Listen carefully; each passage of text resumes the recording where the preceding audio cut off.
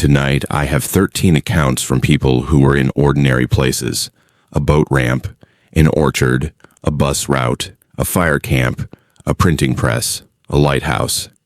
None of them went looking for trouble. Most were just passing through, finishing a job, or trying to get home. But each of them crossed a line they didn't know was there. And on the other side of that line, someone or something had been waiting with more patience than any living person has a right to. If any of these remind you of something from your own town, your own road, your own late shift, leave it below. We read everything. We'll start with the shortest drive.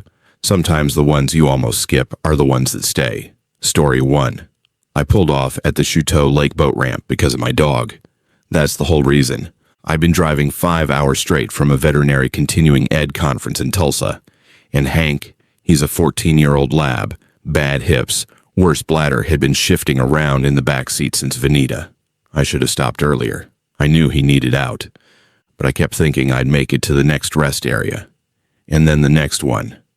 And then it was almost 7, and the sun was going down.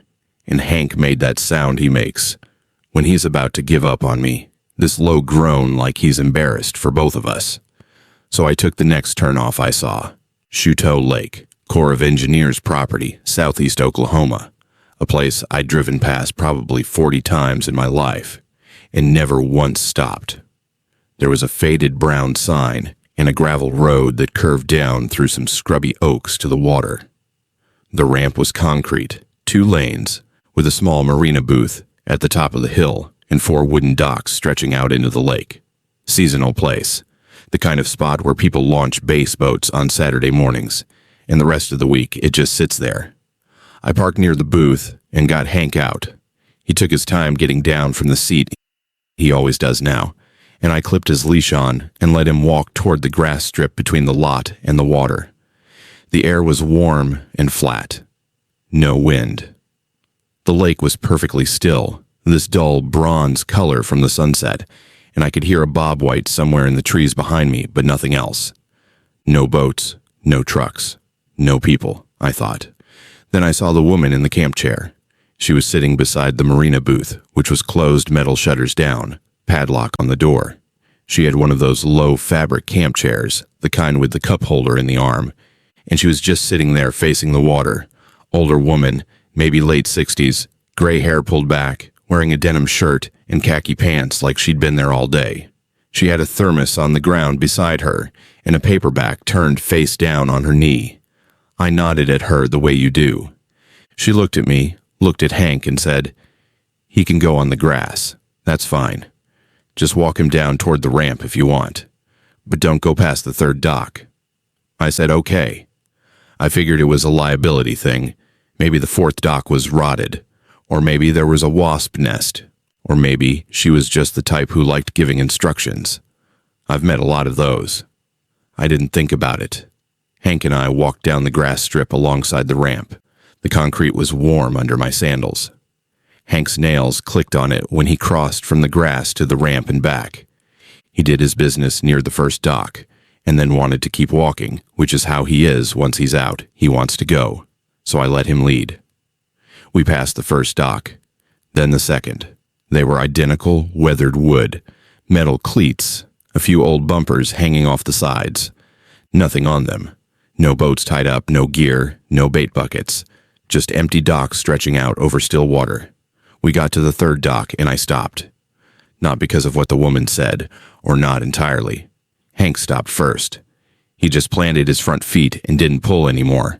He was looking past the 3rd dock toward the 4th one, which was maybe 60 yards further down the shoreline where the ramp curved slightly, and the tree line came closer to the water. There was someone standing at the end of the 4th dock. I could see them clearly. The light was low, but it was that long, golden light you get right before sunset in Oklahoma in September, where everything is sharp-edged and warm. The person was standing at the very end of the dock, facing away from me, facing the lake, tall. I'd say well over 6 feet, maybe 6'3" or 6'4", but narrow. Wearing something dark, I want to say a coat, but that doesn't make sense in September. Whatever it was, it hung past the waist. No hat, hair, or head was dark. arms at the sides. They weren't fishing. They weren't looking at anything I could see. They were just standing there at the end of the fourth dock, perfectly still, like they'd been there for a long time. Hank whined. Not his bathroom whine or his hungry whine. This was the sound he makes at the vet when another dog is getting loud in the back and he wants to leave. I looked down at him. He was staring at the fourth dock and his ears were flat. I looked back at the figure. It hadn't moved. And then I noticed what it was facing. Not the water. I'd thought it was facing the water because it was standing at the end of the dock, looking outward, and the lake was right there. But the head was turned, just slightly, a few degrees to the right, toward the shore, toward the marina booth, toward the woman in the camp chair. I turned around and looked back up the hill. The woman was still sitting there, maybe 150 yards away. She was looking at me, not at the figure, at me. And she wasn't moving, wasn't waving me back, wasn't standing up. She was just sitting very still in her camp chair, with both hands on the armrests, and I could see even at that distance that her body was angled wrong. Her chair faced the water, but her shoulders were turned slightly, like she was ready to get up and go in the other direction, like she'd been sitting at that angle for a long time. Years, maybe. That's when I felt it. Not a sound, not a smell, not anything I can describe in a way that doesn't sound ridiculous. It was a heaviness, like the air between the third dock and the fourth dock was thicker, like walking forward would be walking into something. Hank felt it too. He leaned into my leg, which he hasn't done since he was a puppy. He leaned into me, and he shook. Not a full-body shake, just a tremble in his shoulders. I didn't look at the figure again. I turned us around and walked back up the ramp. Hank didn't need to be encouraged. He moved faster going back than he had coming down, bad hips and all. I kept my eyes on the marina booth, on the woman, and I walked at a steady pace, not running. I don't know why I didn't run. Something about running felt like it would make things worse, like it would change the rules of whatever was happening. When I got back to the parking lot, the woman looked at me and said, "You stopped at 3. I said, "Yeah." She said, "Good." And then she looked back at the water, or past the water, toward the fourth dock, and she picked up her paperback and opened it again. Like I'd interrupted her afternoon, and now we were done. I loaded Hank into the car. My hands were shaking, which made me angry because I'm not someone who shakes. I'm a vet tech. I've held dogs while they died. I've been bitten through leather gloves. I don't shake, but I was shaking. I pulled out of the lot and drove up the gravel road. Just before I hit the highway, I adjusted my rearview mirror. It had gotten bumped, and in the mirror I could see the lake behind me, the ramp, the marina booth. The woman was still in her chair, small and far away, and I could see the fourth dock, barely, just a thin line over the water. The figure was not at the end of the dock anymore. I don't know when it moved. I don't know where it went. A moth was sitting on the edge of my rearview mirror, pale tan, wings folded. I don't know when it landed there either. I drove home. 3 more hours. Hank slept the whole way, which he never does in the car. He's usually restless, panting, shifting around. He slept like he'd been released from something. I didn't think about it again until a week later, when I was bored at work and looked up the Chouteau Lake Marina online. There was a basic website, the kind the Corps of Engineers maintains. Hours, ramp fees, a map, and there was a photo of the marina host, the seasonal attendant who manages the ramp and the docks. It was her, the woman. The same face, a little younger in the photo, but the same gray hair, the same expression that wasn't quite a frown, but wasn't anything else either. According to the caption, she'd been the marina host for 19 years. She was sitting in the same camp chair. The one in the photo was the same one. Same fabric, same cup holder in the arm. But in the photo, the chair was bolted to the concrete. I could see the bolt heads. 4 of them. And when I zoomed in, and I know how this sounds, I know I was looking for something, I could see that there were other bolt holes in the concrete around the chair. Older holes, filled with weather and grime. like the chair had been repositioned over the years, moved closer to the booth, further from the docks. In the photo, the woman was facing the camera, smiling, barely, but smiling. Her body, though her shoulders, her hips were angled slightly to the left, toward the fourth dock, the same angle I'd seen in person, like even for the photo, even while smiling, she couldn't quite turn her back on it. I went back to the website a month later. The photo was still there, but the caption had been updated. It said the marina was closed for the season. Under that, in smaller text, it said the host position for the following year was open. 19 years, and the position was open. I still drive past that turnoff. I've thought about stopping, not to go back to the ramp, just to see if the booth has someone new in the camp chair, to see if the bolts are in different holes. But Hank won't have it. Every time we pass that sign, the brown one, Chouteau Lake, he lifts his head from the back seat and watches it go by, and doesn't settle down again until we're 2 miles past. He knows, 14 years old, half blind, hips that barely work. But he knows exactly where it is. And he knows exactly where we didn't go. Story 2. Okay, so I'm going to try to get this right, but I'm not great at telling stories, so just bear with me, I guess. The summer I turned 19, I got a job picking apples in Washington State, up near Wenatchee. My Tio knew a guy who ran a crew for one of the big orchards out there, and he said they needed bodies for the early harvest. The pay was decent. Like, decent for me, which means I could send most of it back to my mom and still eat. She had my 2 younger sisters at home, and things were tight, and I wanted to help. And I also wanted to, prove I could handle it. Being away, working real hours, acting like a man, I guess, even though I was 19 and still called my mom every night. The orchard was huge, rows and rows of apple trees going up the side of a valley. So many rows, they had numbers on metal stakes at the end of each one. The crew was mostly guys like me, young, Mexican, or Central American, some documented, some not, nobody asking. We'd start at 6 in the morning, when it was still cool, and work until 4 or 5 in the afternoon when the heat got bad. Ladders, picking bags, bins. You fill a bin, you mark it, you move on. The foreman, Rick, white guy, maybe 50, sunburned permanent. Voice, like he'd been yelling his whole life. He was hard but fair, paid on time, didn't cheat the count. I liked him. First day, Rick walks us down the rows for orientation. He points at row 7 and says, real casual, nobody picks 7 after 4. You're done with 7 by 3:30. You move to 8 or 9. Don't go back to 7 after 4, even if you left a bag. Somebody asked why. Rick said, because I said so. And that was it. Nobody pushed it because Rick wasn't the kind of guy you pushed. I didn't think about it. I figured it was some agricultural thing. Maybe they sprayed row 7 in the late afternoon for bugs. Maybe there was an irrigation issue. Maybe the owner was weird about it. Orchards have rules. You learn them or you leave. For the first 2 weeks, I picked row 7 in the mornings like everyone else, and moved off it by mid-afternoon. The apples there were fine, good color, good size, same variety as the rows on either side.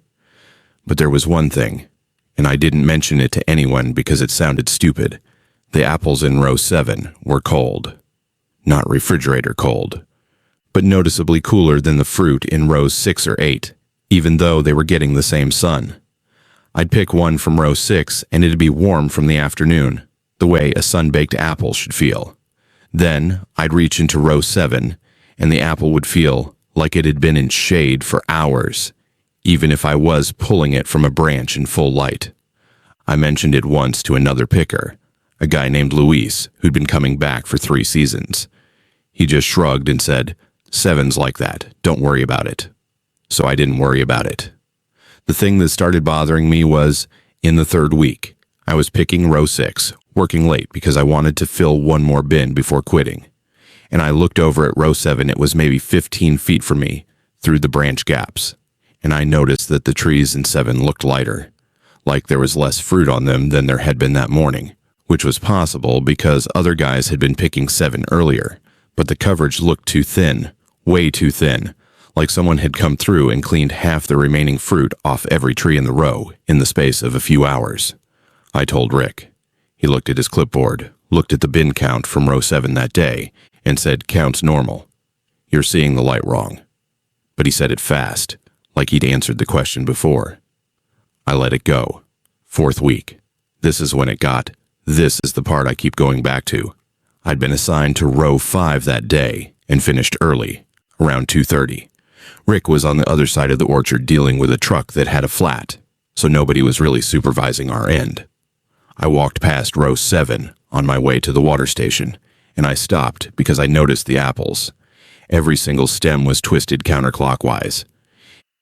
If you've never picked apples, you probably don't know this, but when you twist a fruit off a branch, you go clockwise. Everyone does. It's how your wrist naturally turns. Rick taught us that on day 1 clockwise twist, gentle pull, don't yank. Every picker in the crew did it the same way. The stems on row 7's remaining fruit were all twisted the other direction, counter. Like they'd been partially picked, someone had started to twist them off but stopped. And every stem was turned the same amount, maybe a quarter turn, perfectly consistent. No person picks that uniformly. Your hand gets tired, your angle changes, you rush some and take care with others. These were mechanical, identical. I touched one of them. The apple was cold. Colder than before. It felt like something that had been in a root cellar. I pulled my hand back and wiped it on my jeans because the skin of the apple felt wrong too. Not soft, not rotten, just dense. Like the flesh underneath was packed tighter than it should be. I left and didn't go back. That night I called my mom. She could tell something was off, but I didn't explain. I just asked how my sisters were and whether the money had arrived. She said yes, and told me to eat more and sleep more, which is what she always says. I hung up and lay on my bunk in the picker housing and stared at the ceiling and told myself it was nothing. 2 days later, I woke up at 5 to use the bathroom, and the window of the housing unit faced the orchard. The sun wasn't up, but the sky was getting light that gray-blue before dawn, and I could see row 7 from the window. It was stripped. Every tree, bare. Every apple gone. The bins we'd filled the day before were still at the end of the row, full, tagged, normal. But the trees themselves, whatever fruit had been left on them after the crew finished, was gone. Branches clean, no drops on the ground, no bruised fruit in the grass underneath. Nothing. Just empty trees with leaves, waving a little in the morning air. I went out there before breakfast. The ground under row 7 was dry and clean. No footprints except the ones from our crew the day before. No ladder marks. No bin tracks. Whoever, whatever, had taken the remaining fruit had done it without equipment, without leaving a trace, and without making a sound that anyone in the housing unit 60 yards away had heard. I found one apple on the ground. Just one, near the base of a tree in the middle of the row. It was upside down, stem in the dirt, and when I picked it up, the stem was twisted counterclockwise, all the way off. Clean break. And the bottom of the apple, the part that had been facing up, had a mark on it. Not a bruise, a depression. 4 narrow impressions in a row, close together, like something had held it from the top, like fingers, but too close together. The spacing was wrong. A human hand holding an apple from above your fingers spread out to grip it. These marks were almost parallel, like whatever held it had fingers that didn't need to spread. I put the apple back on the ground, exactly where I found it, and I walked back to the housing unit. I didn't tell anyone. Not because I was brave, because I was scared that if I made a big deal out of it, Rick would send me home, and I needed the money. I worked the rest of the season. 6 more weeks. I picked every row except 7. Nobody said anything. Rick never assigned me to 7 again, and I don't know if that was on purpose or just how the rotation fell. On my last day, Rick handed me my final check plus the season bonus, the full one, the one you only get if you stay through the end. He looked at me for a second longer than normal and said, "You're the first kid in 4 years who listened the whole summer." I asked what happened to the ones who didn't. He didn't answer. He shook my hand and told me to drive safe. I walked to my truck, my cousin's truck, really a '98 Tacoma I'd borrowed for the summer, and I loaded my bag in the bed and started the engine. The road out of the orchard went past the end of the rows, and I drove slow because the gravel was bad. When I passed row 7, I looked down the length of it. The trees were full again, fruit everywhere, red and heavy, branches bending with the weight. But it was September 4th. The crew had been picking those trees all summer. They shouldn't have had fruit like that. Not that much. Not that heavy. I kept driving.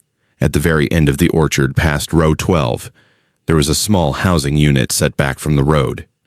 I'd seen it before, but never paid attention to it. It was old cinder block, flat roof, one door, one window. The door was nailed shut, not locked. Nailed. 4 big nails driven through the door frame into the door itself, like someone had sealed it in a hurry and never come back. On the concrete step in front of the nailed door, there was a neat stack of apples, maybe 20 of them. Clean, perfect bright red, carefully arranged in a pyramid like someone was offering them. And around the base of the stack, on the concrete, there were wet marks, not puddles, just outlines, like something had stood there recently with wet feet or wet whatever, and the moisture hadn't dried yet in the early morning cool. A single pale moth was circling the stack, slow, lazy, like it had nowhere to be. I drove the Tacoma all the way back to Yakima. 11 hours. I didn't stop. My mom asked me if I'd go back next summer. I said probably because the money was good. She said I looked thin. I said the food was fine. I didn't go back. The money was good. The money was really good. Rick called in March, asking if I was coming. I told him I had another job lined up, which was a lie. I worked at a tire shop that summer and made half what I would have made in Washington. But the thing is, and this is why I'm saying all this, I was in a grocery store last October, here in Yakima, the regular Safeway, and I was in the produce section, and I picked up an apple, just a regular gala apple from a cardboard display, and the stem was twisted counterclockwise. I put it back. I bought bananas instead. Probably nothing. Probably just the way it got packed. But my hand was cold for an hour after I touched it. And I keep thinking about that housing unit with the nailed door. And I keep thinking about what Rick said. 4 years. 4 kids who didn't listen. And that building had one door and one window, and the door was nailed shut. And there were apples on the step. Like something that finishes what it starts. Like something that harvests what's in its row. I don't eat apples anymore. My mom thinks I'm being picky. I let her think that. It's easier than saying the real thing, which is that I picked one up and it felt like something that had already been held. That last account came from a seasonal worker in central Washington. The next one comes from a very different kind of shift, overnight security, at a decommissioned VA hospital. This narrator kept records. He's precise about what happened, and he's precise about what the system logged. Sometimes the scariest thing isn't what you see, it's what the building remembers. Story 3. I'm writing this as a formal account because that's how I was trained to document incidents, and because I tried writing it the other way, the casual way, like a story, and I couldn't make it sound like anything but an excuse. So, this is what happened, in order, and I can provide dates and timestamps for most of it because the system logged them whether I wanted it to or not. I was working contract security at the Chillicothe VA Medical Center campus in southern Ohio. Not the active hospital, the old campus, about a mile west, which the VA was decommissioning in phases. 11 buildings originally. By the time I started, 7 were still standing. 4 had been demolished, and the lots graded flat. My job was perimeter patrol and main desk monitoring, 10 p.m. to 6 a.m., 5 nights a week. Solo post. The only other person on the campus at night was the guy at the active hospital's gate, half a mile away. I took the job because I needed steady documented employment for a custody case. My lawyer said it needed to be W-2, consistent hours, no gaps. I've been doing gig work and odd jobs since I separated from the Army, and that wasn't cutting it for the court. The security contract was 6 months, full benefits, and the pay was enough to keep my apartment and cover my legal fees if I didn't eat out. I was 4 months in when this started. The desk had an intercom panel from the 1970s one of those big, steel-faced units with individual channel buttons for each building.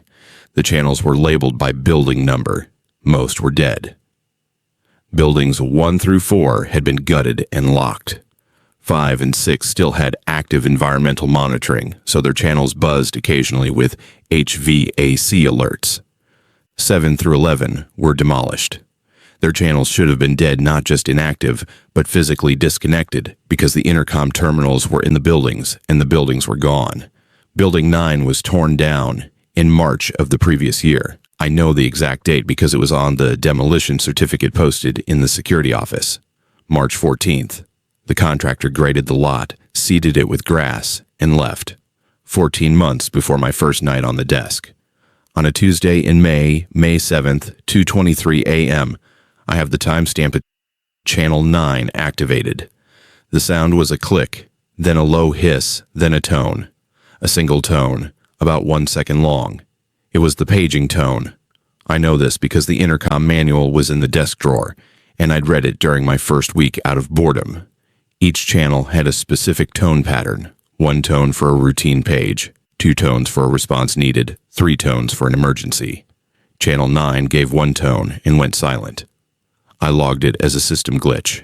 The panel was old, wiring degrades, capacitors discharge. I wrote CH9, single activation, no voice, no follow-up, probable electrical fault, in my shift log and moved on.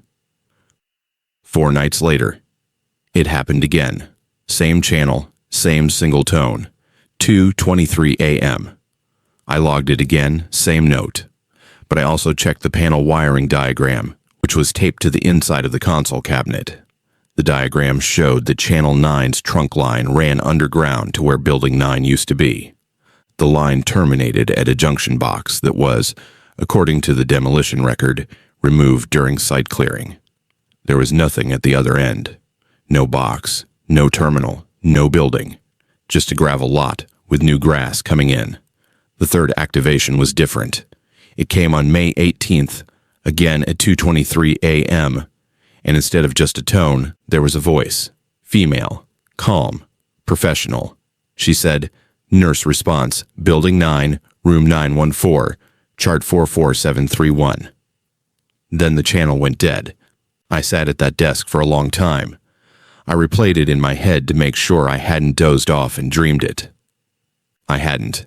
The system had an automatic log. Every channel activation was timestamped in a text file on the old desktop computer connected to the panel. I checked. May 18th, 2:23:07, Channel 9, duration 4.3 seconds. The next morning before I went home, I went to the records room in Building 2. The old campus records were being boxed for transfer, but they weren't gone yet. I looked up chart number 44731. It was a real chart. A real patient. The man's name was Gerald Kuntz. He'd been a resident of Building 9's long-term care ward from 1981 to 2004, room 914. He died in 2004 of congestive heart failure. He was 81 years old. I looked at his medication record. His scheduled medication times were 6 a.m., 2 p.m., and 2:30 a.m., a sedative, PRN, but administered nightly according to the nursing notes, meaning every night someone walked into room 914 at approximately 2:23 to 2:30 a.m. to give Gerald Kuntz his medication. The intercom was paging a nurse to administer medication to a man who had been dead for 20 years, in a room that no longer existed, in a building that was now a flat lot with grass seed. I didn't report it. I need to be honest about that. I didn't report it because I was 4 months into a 6-month contract that I needed for a judge to give me partial custody of my daughter. If I reported that I was hearing voices on a dead intercom channel in a decommissioned VA hospital at 2 in the morning, the best case was they'd move me to another site, and I'd lose the continuity the court needed. The worst case was they'd terminate me and I'd be back to square one with my lawyer. So I turned down the volume on Channel 9 and I kept working. It didn't stop. Every 3 to 5 nights, the system log showed an activation on Channel 9 at 2:23 a.m. Sometimes just the tone, sometimes the voice. I stopped listening. I turned the speaker volume to 0 on that channel. But the log kept recording. Over the next 6 weeks, I compiled the log entries. There were 19 activations in total. 14 were tone only. 5 included the voice. The 5 voice activations followed a pattern. Each one referenced a different patient chart number. I checked all 5 against the records in Building 2. All 5 were real patients. All 5 had been residents of Building 9. All 5 had died in the Building 3 of natural causes. One of a fall, one listed as failure to thrive, which is a term I've seen before and which means what it sounds like. All 5 had overnight medication schedules that corresponded to the 2:23 a.m. time frame. The pages were a nursing routine, a schedule. Something was still running the medication rounds for Building 9's night shift, and the intercom was the only system left that could carry the message. I told myself it was a recording, some kind of loop stored in the old system. But the pages weren't identical. The voice varied slightly in cadence. One of them included a chart correction. Cancel previous, chart 44731, update to 44802, which I confirmed matched an actual chart transfer that happened in 1998, when Gerald Kuntz was moved to a different bed for 3 months. The system, or whatever was using the system, was correcting its own records, updating, maintaining accuracy. In June, I was doing my perimeter walk, and I passed the Building 9 lot. I'd walked past it 50 times before without stopping. It was just grass and gravel. But that night, I stopped because the air smelled different. Not bad. Medical. That sharp, clean, institutional smell, alcohol, and floor wax, and something underneath that I associate with hospitals but couldn't name. It was strong enough that I took a step back. I checked the wind direction. It was coming from the lot. From the empty, flat, graded lot where Building 9 used to be. I walked to the center of the lot. My flashlight showed grass, gravel, nothing. But the smell was stronger at the center, and under my boots the ground felt different. Warmer. Not like the stories about hot spots, just warmer than the ground around it. The way the floor of a heated building is warmer than the ground outside. I was standing where the building's interior would have been. A moth came out of nowhere and hit my flashlight lens. Small, pale, frantic. I brushed it off and walked back to the desk. 3 weeks later, the pages changed. On July 2nd, the Channel 9 activation at 2:23 a.m. included the voice, but the content was different. She didn't page a nurse. She didn't reference a chart number. She said, Building 9, night shift report. All patients stable. No incidents, end of shift. It was a shift change report, the kind a charge nurse gives at the end of the night. I'd heard them 100 times at the VA, where my mother worked when I was a kid. Patient census, notable events, medication exceptions. But this one was simple. All patients stable, no incidents. After that, the pages became less frequent, once a week, then once every 2 weeks. The voice still came through occasionally, but it was quieter, softer, like someone at the end of a long shift who's done their job and is ready to go home. My contract ended August 15th. I packed the desk, turned in my badge, and wrote my final shift log. I included every Channel 9 activation, with timestamps. I didn't include my theory about what they meant. I didn't mention the patient charts. I just logged the activations as system anomalies and recommended the panel be decommissioned with the rest of the site. My custody hearing was September 4th. The judge reviewed my employment record and granted me weekends and 1 weeknight. My daughter stayed with me for the first time on September 12th. She's 7. She asked me what my job had been like. I told her it was boring, which is mostly true. The last activation on Channel 9 happened on my final shift, 2:23 a.m., August 15th. The voice said, "Thank you for your service, Building 9. End of operation." I recognized the phrasing. It's the standard VA decommissioning statement read at facility closure ceremonies. When a VA building is officially retired, someone from the regional office reads that line during the ceremony. I looked it up later. No closure ceremony was ever held for Building 9. There's no record of one. The building was demolished on a Tuesday, and the lot was graded by Thursday. No ceremony, no statement, no acknowledgement that the building had operated for 43 years and housed over 800 veterans. The intercom held the ceremony itself at 2:23 in the morning to an audience of one contract security guard who was there because he needed a judge to believe he could take care of his daughter. I have the log files on a flash drive. I haven't looked at them since. My daughter's with me every other weekend now, and she's doing well, and I'm working a day shift at a warehouse, and I don't think about Building 9 most of the time. But I drive past the old campus sometimes, on my way to pick her up. The lot where Building 9 was has real grass now, thick and green. The rest of the campus lots are patchy gravel showing through, weeds. But 9's lot is green and even, like someone's still maintaining it. Like someone's still making the rounds, checking the grounds, keeping things stable, all patients stable, no incidents. I believe it. I have no reason to, but I believe it. Story 4. I know how this sounds. I've been telling myself that for 8 months now, and it doesn't help, but I'm saying it anyway, so you know I'm not the kind of person who tells stories like this. I'm a welder.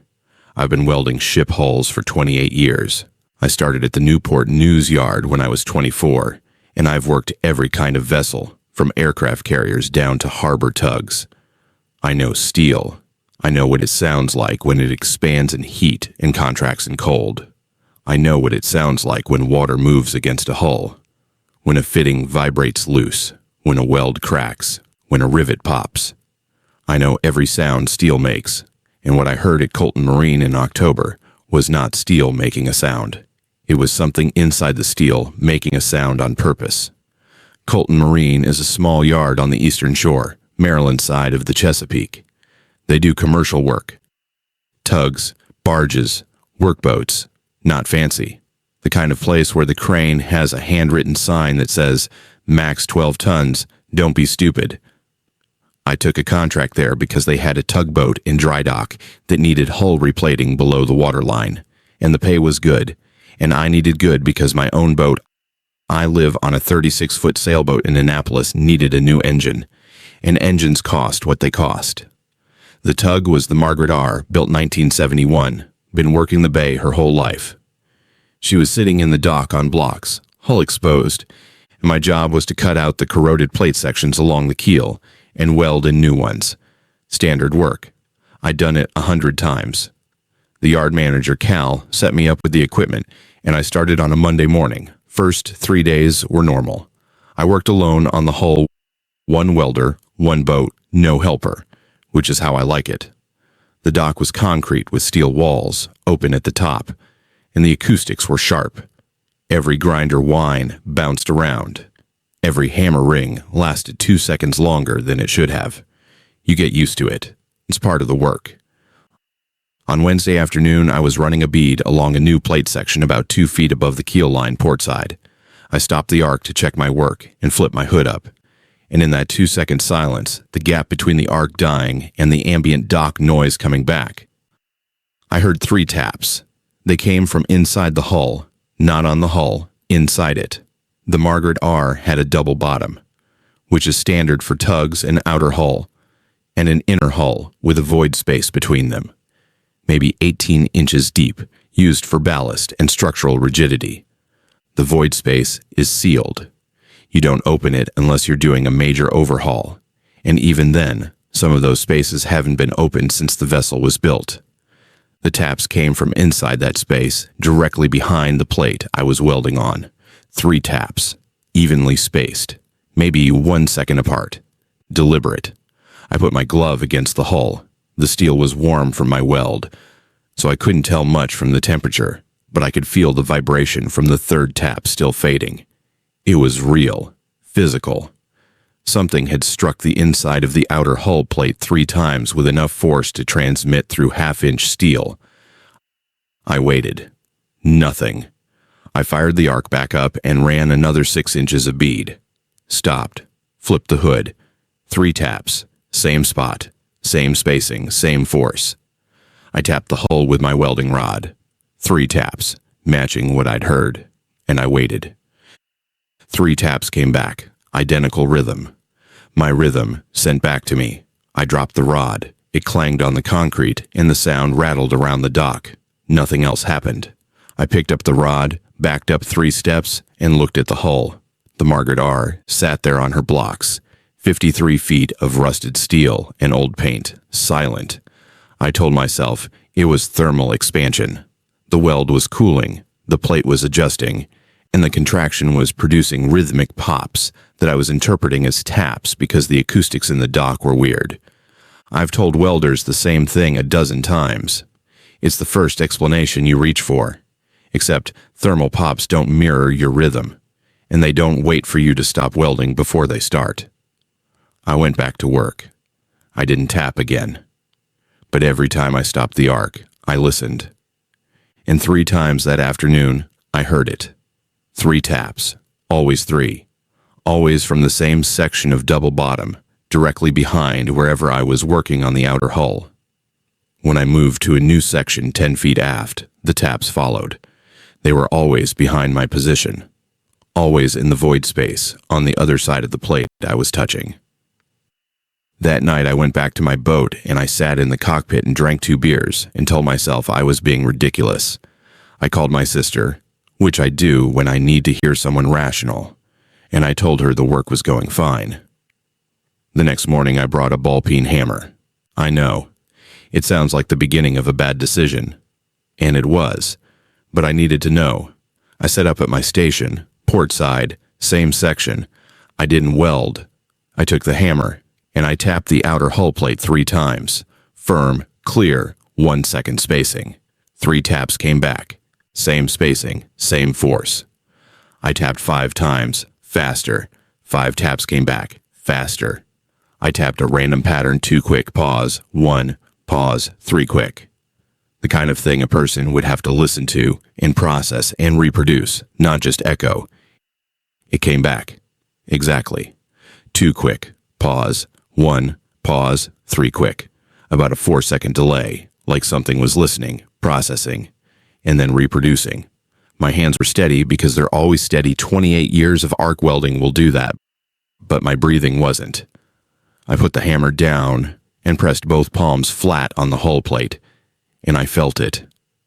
Not tapping. A vibration. Low, continuous, rhythmic, like something on the other side of the steel had pressed itself against the plate and was breathing, or pulsing, or waiting. I pulled my hands off and I left the dock. I walked up to the yard office and sat down in the break room and didn't say a word to anyone for 20 minutes. Cal came in and asked if my rig was acting up. I said no. I went back to work. I didn't tap again for a week. I welded, I ground, I fitted, and every time I stopped, the 3 taps came. I ignored them, but ignoring didn't make them stop, and something was changing. By Friday, the taps weren't waiting for my silences anymore. They came during the welding. I could feel them through the plate while my arc was running 3 vibrations transmitted through the hull into my gloves, into my hands. It was tapping while I worked, like it was keeping me company. The following Monday, I found Mac. Mac Shipley was 71 years old and had worked at Colton Marine from 1968 to 2003. He still came around the yard most mornings to drink coffee in the office and tell stories nobody asked for. I sat down across from him and I said something's tapping inside the double bottom on the Margaret R. Mac looked at me for a long time. Then he said, 3 taps. I said yes. He said, that's Ray. Raymond Duffield was a welder at Colton Marine from 1979 to 1987. According to Mac, Ray was one of the best hull welders on the bay, fast, clean, never burned through. He was also the guy who worked the tight spaces, void spaces, double bottoms, cofferdams, the places most welders won't go because you're lying on your back in an 18-inch gap with a hot arc 6 inches from your face and no easy way out.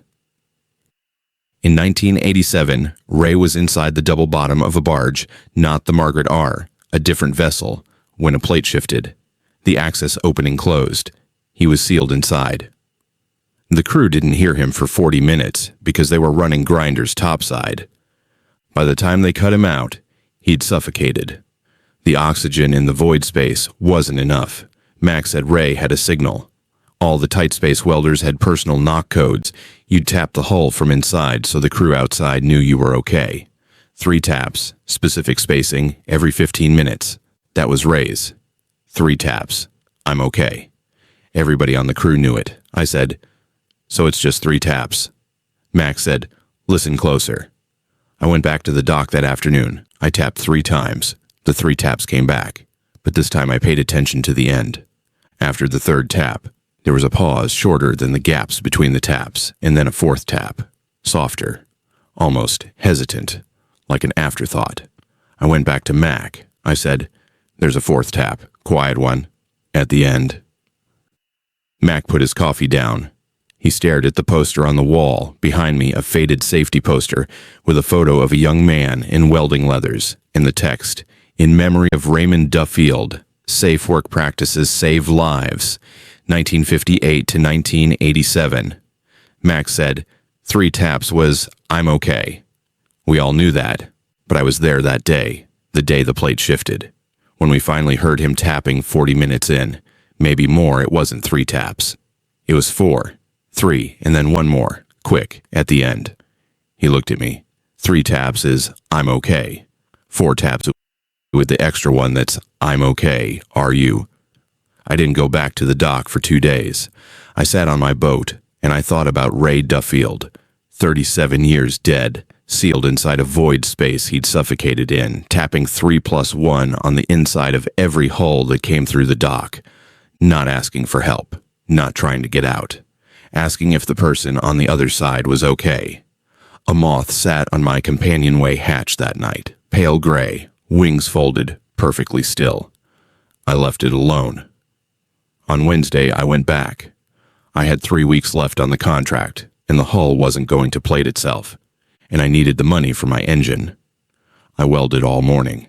The taps came, 3+1, every time I stopped. At lunch, I put down my rig. I placed my palm flat on the hull plate, right where the tapping was strongest. I felt the vibration, that low, patient pulse behind the steel, and I tapped back. 3 taps. Pause. 1. I'm okay. Are you? The hull went silent, not the gradual fade of vibration dying out. Silent. Instantly. Like something on the other side had been holding its breath for 37 years, and finally let it go. I finished the contract. 3 more weeks of welding, grinding, fitting, and painting. The taps never came back. The hull was just a hull. Steel and rust and new plate, and my welds holding it all together. 6 months later, I got a call from Cal. The Margaret R had been sold for scrap. The salvage crew was cutting her apart. Cal said the foreman had called him with a question. Did anyone leave a tool inside the double bottom? I said no. Cal said the crew found something on the floor of the void space, port side, right about where I'd been working. A welding rod, snapped clean in half, placed neatly, not dropped, placed, the 2 halves parallel, 6 inches apart, like someone had set them down carefully. The rod was a 7018, standard low hydrogen stick electrode, but the branding on the flux coating was from a manufacturer called Arcos. Cal had never heard of them. I had. Arcos stopped making 7018 rods in 1985, 2 years before Ray Duffield died. The void space had been sealed since the Margaret R was built in 1971. No access panel, no inspection port, nothing in, nothing out for 53 years. The salvage foreman wanted to know how a welding rod from 1985 got inside a space that was sealed in 1971. I told Cal I had no idea. He said, Connie, the rod was warm. I asked him what he meant. He said the crew had been cutting in 40-degree weather. Every piece of steel on that boat was cold. The rod was warm. Not hot, just warm, the way metal feels when someone's been holding it in their hand. I said, just throw it out, Cal. He said he already had. But I still think about it. Not the tapping. The tapping made sense, in a horrible way. What I think about is the 4-second delay. The pause between my rhythm and the answer. The time it took for something on the other side of the steel to hear me, understand me, and choose to respond. That wasn't an echo. That was a person deciding to talk back.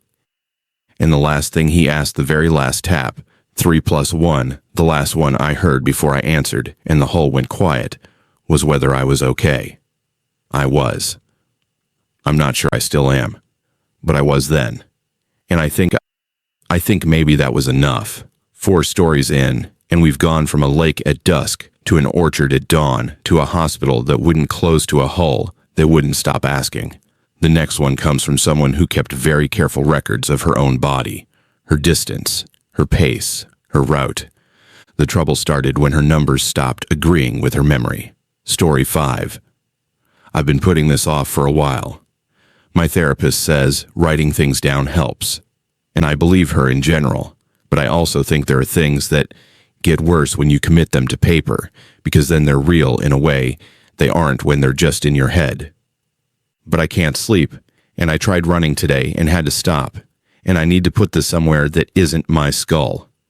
I'm a physical therapist. I moved to Santa Fe in January of last year after ending an engagement that I don't want to talk about except to say it was my decision, and I don't regret it. But I also couldn't stay in the same city as someone I'd promised to spend my life with and then didn't. So I moved. New job, new apartment, new altitude. I'm from sea level, grew up outside Wilmington, Delaware. And Santa Fe is 7,000 feet, and my lungs hated me for 2 months. I'm also a runner, not casual. I was training for my first 50-miler, an ultra-marathon. The distance is the point. You train your body to keep going past the point where everything says stop, and if you do it right, you enter the state that runners call the zone, but which is really just your conscious mind stepping back and letting the machine run itself. I've felt it in training runs miles, where I don't remember individual steps, where my body just goes, and I come back to awareness a few miles later, warmer and further along. It's meditative. It's the reason I run.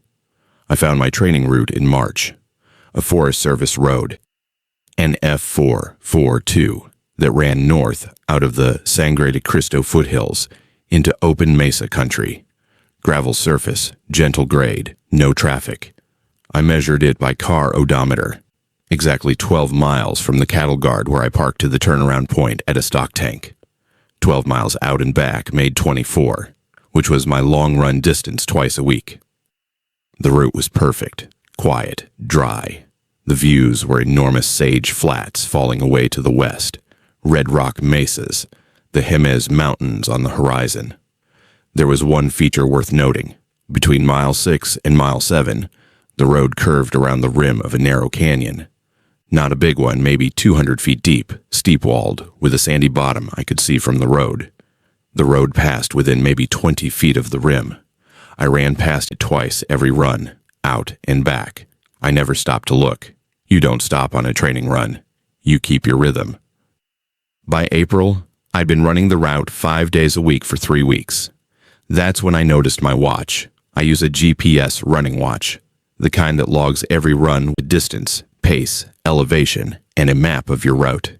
It's accurate to within a few meters. I've tested it against measured courses. It doesn't lie. Every run on NF442, my watch logged 12.5 miles for the outbound leg, not 12.0. The route was 12 miles. I'd measured it, but my watch said 12.5 every time, and the extra half mile was always in the same place, between miles 6 and 7, where the canyon was. I assumed it was a GPS artifact. Canyons can distort satellite signals. Rock walls bounce the signal, and the watch calculates a longer path than you actually ran. I looked it up. It's a real thing. I adjusted my mental math and moved on. But the artifact was too consistent. GPS distortion is variable. It should add a different amount each time depending on satellite positions, weather, atmospheric conditions. My watch added exactly 0.5 miles. Every run, to the 10th. 47 runs, 47 logs, and every single one showed 12.5 miles outbound, with the additional distance occurring in the canyon section. I started paying attention to that stretch. Here's what I can tell you. The road between mile 6 and mile 7 feels normal. Same gravel, same grade, Same width. I can see the canyon to my left as I pass it. I can see the far rim. I can see the sandy bottom. Nothing looks wrong. But my watch says I'm running farther than the road allows, and the only way that's possible is if the road is longer there than it should be, or if I'm going somewhere that the road doesn't go. In May, I started trying to remember the canyon section specifically. I'd approach mile 6, and I'd tell myself, pay attention, look left, notice the canyon, remember what you see. And I'd hit mile 7 and check my watch. 12.5 again, and I'd have no specific memory of the canyon. Not blankness, not amnesia, just the generic blur of a run segment sage, gravel, sky, rhythm. The way you don't remember individual steps on a highway drive. But it was only that section.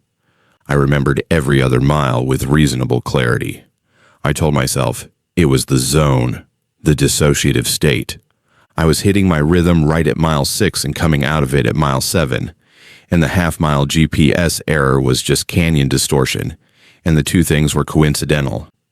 That's what I told myself for 6 weeks. In June, I brought my phone. I set it to record video from a chest mount harness, pointed forward. I ran the route.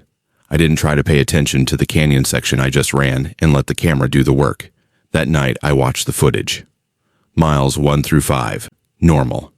Gravel road, sage, mountains, my breathing on the audio, my feet crunching. The camera bounced slightly with my stride. Normal. Mile 6, the road approaches the canyon. I can see the rim getting closer on the left side of the frame. Normal. Then the audio drops out, not static, not wind interference.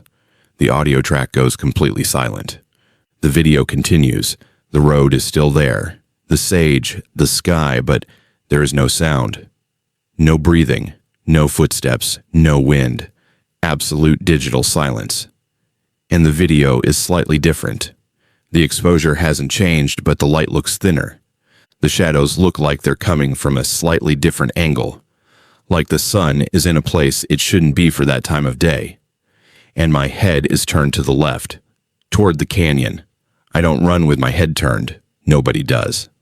You watch the road, you watch your footing. But in the video, from the chest mount angle, I can see the side of my own face in the upper left corner of the frame. And my head is turned fully left, chin over my shoulder, looking into the canyon. For the entire section. From mile 6 to mile 7. My head is turned and my body is running, and the audio is gone. I scrubbed through it frame by frame. The expression on my face, what I could see of it from that angle, wasn't mine. I don't mean it was someone else's face. It was my face, my features. But the expression was one I've never made. My eyes were open wider than I opened them. My lips were slightly parted. My jaw was relaxed in a way that I describe professionally as muscular release associated with deep sedation. I looked like a patient coming out of anesthesia. Not afraid, not curious, absent. Like whatever was home had stepped out and left the face running on automatic. And at one point, I've watched this section probably 80 times.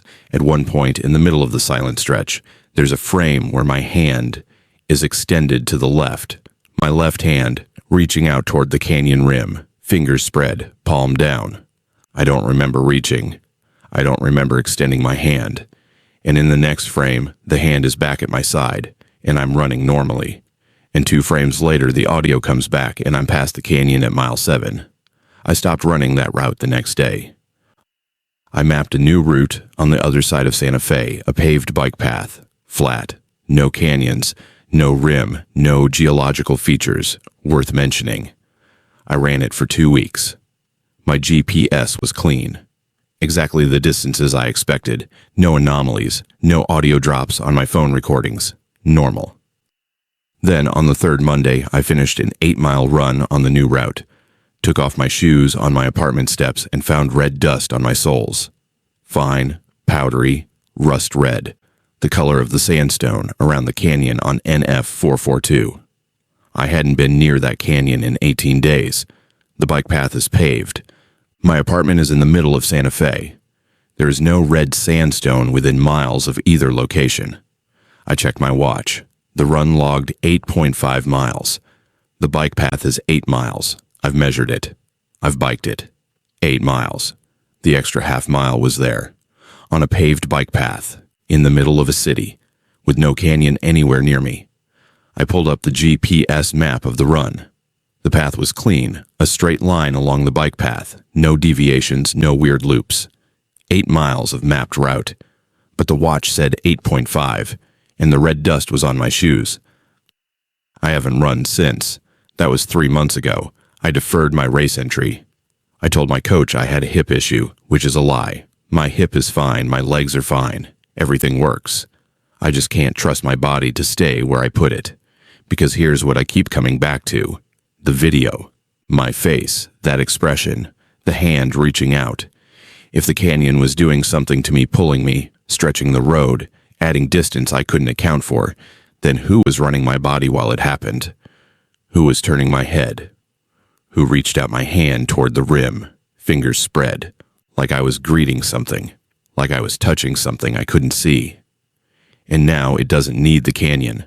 Whatever was happening between mile 6 and mile 7 has detached from the place.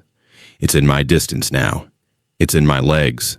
I added a half mile to a paved bike path in the middle of a city and came home with canyon dust on my shoes. I keep my running shoes in the garage now. I checked them last week.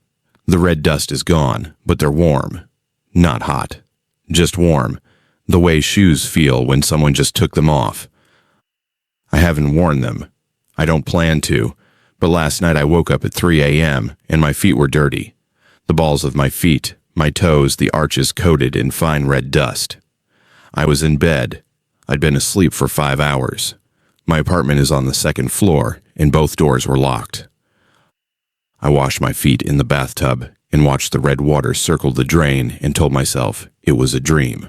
But the bathwater was warm, and the dust was real, and my calves ached the way they ache after a long run. That deep, satisfying soreness that means the muscles have worked. Something is running my body while I sleep. Something is taking me to that canyon, or bringing the canyon to me, and I am running in it without knowing. And my watch, if I had the courage to put it on, would probably show a half mile I can't remember. I don't run anymore, but I think my body does. Story 6. Well, I'll tell it the way it happened, which means I'll probably go around about it some, and I apologize for that. I'm 74, and I've lived alone in this house since Mary Ann died in 2016. And when you live alone, you get out of practice at telling things in a straight line. You start thinking sideways. But I'll try. My name's Boyd Rensink. I live outside Ness City, Kansas, which is in the western part of the state, where there's nothing but wheat and sky and the occasional town with a grain elevator and a gas station and a church.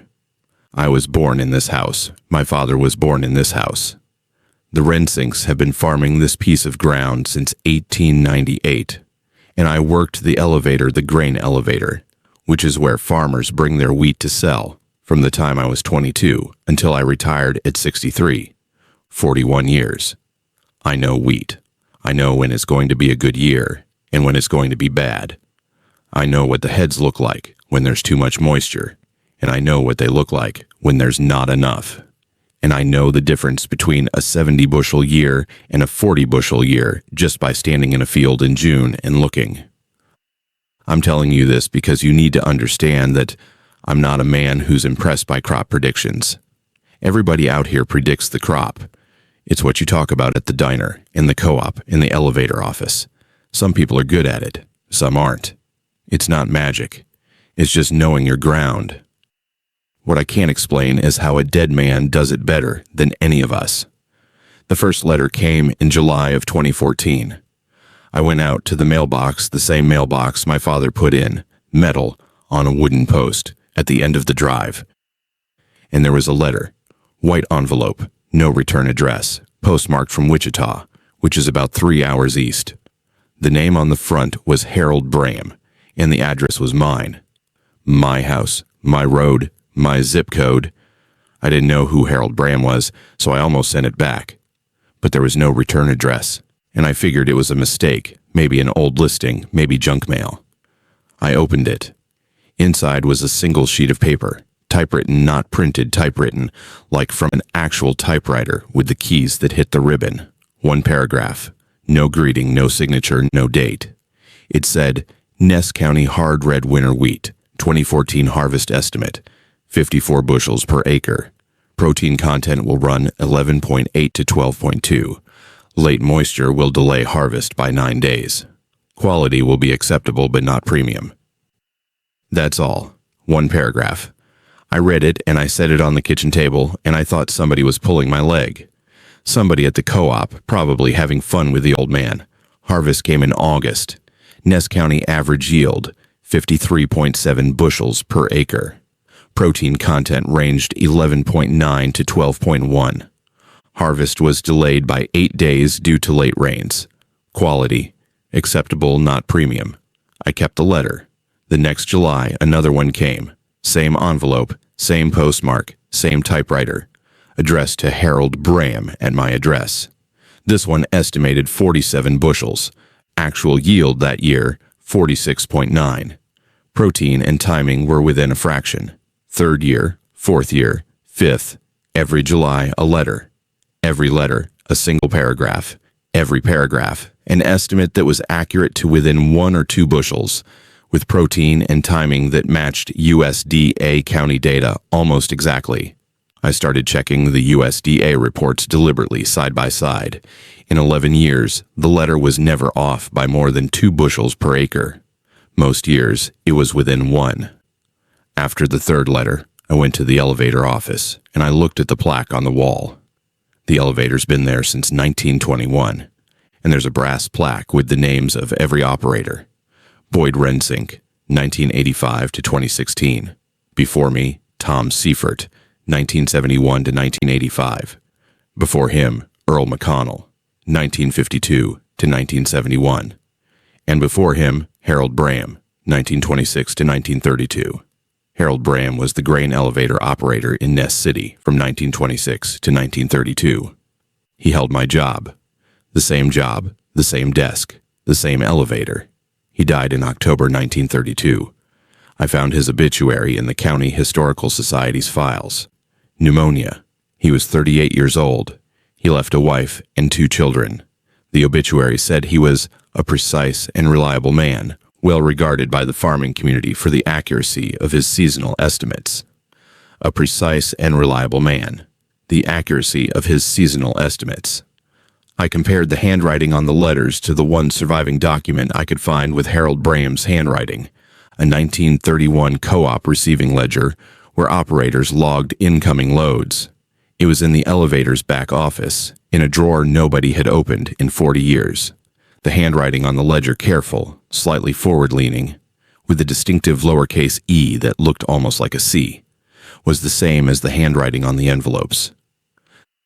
The letters are typewritten, so I can't compare the body text, but the envelopes are hand-addressed, every year. Harold Braam's handwriting, addressing a letter to himself, at my house, 92 years after he died. I told Mary Ann about it when she was alive. She said, Boyd, some things just keep going. She wasn't the type to get worked up. She was the type to put a pot of coffee on and sit down and wait for things to make sense. And if they didn't make sense, she'd go feed the chickens. I miss that about her. I miss most things about her, but I miss that particular thing a lot. After Mary Ann died, the letters kept coming. I'd go out to the mailbox in July, and there it would be. White envelope, Harold Braam. I'd open it at the kitchen table, read the estimate, put it in the drawer with the others. I have 11 of them now, 11 white envelopes. The typewriter ribbon gets fainter some years, and darker others, like the machine has moods. The paper is always the same cheap bond, the kind you'd buy at a 5 and dime, the kind that hasn't been manufactured in decades but doesn't seem to know it. I don't know where the letters come from. The postmark says Wichita, but I called the Wichita post office once and asked if they could trace it. They said there was no record of it being processed through their facility. The stamp is always correct postage for a standard letter, but the stamp design varies. Sometimes it's a current stamp. Sometimes it's a design from the 1990s or the 1980s, like the sender grabs whatever's in the drawer, 1 year, 2019, the stamp was a 1954 commemorative. 3-cent stamp. It was delivered anyway. The mailman, Russ, who's been doing this route for 12 years, asked me once about the letters. He said, "Boyd, you getting mail for Harold Braam?" I said it was an old family thing. He nodded and didn't ask again. But he told me a few months later that the letter never showed up in his sorted bundle at the post office. He said he'd find it already in my box when he arrived, like someone had put it there before him. He starts his route at 7:30 a.m. I don't check the mail until afternoon. I don't know when the letter arrives. It's just there when I look. I've thought about a lot of explanations. I've thought maybe someone is playing an elaborate prank, but the accuracy rules that out. Nobody guesses Ness County wheat yield to within 1 bushel for 11 straight years.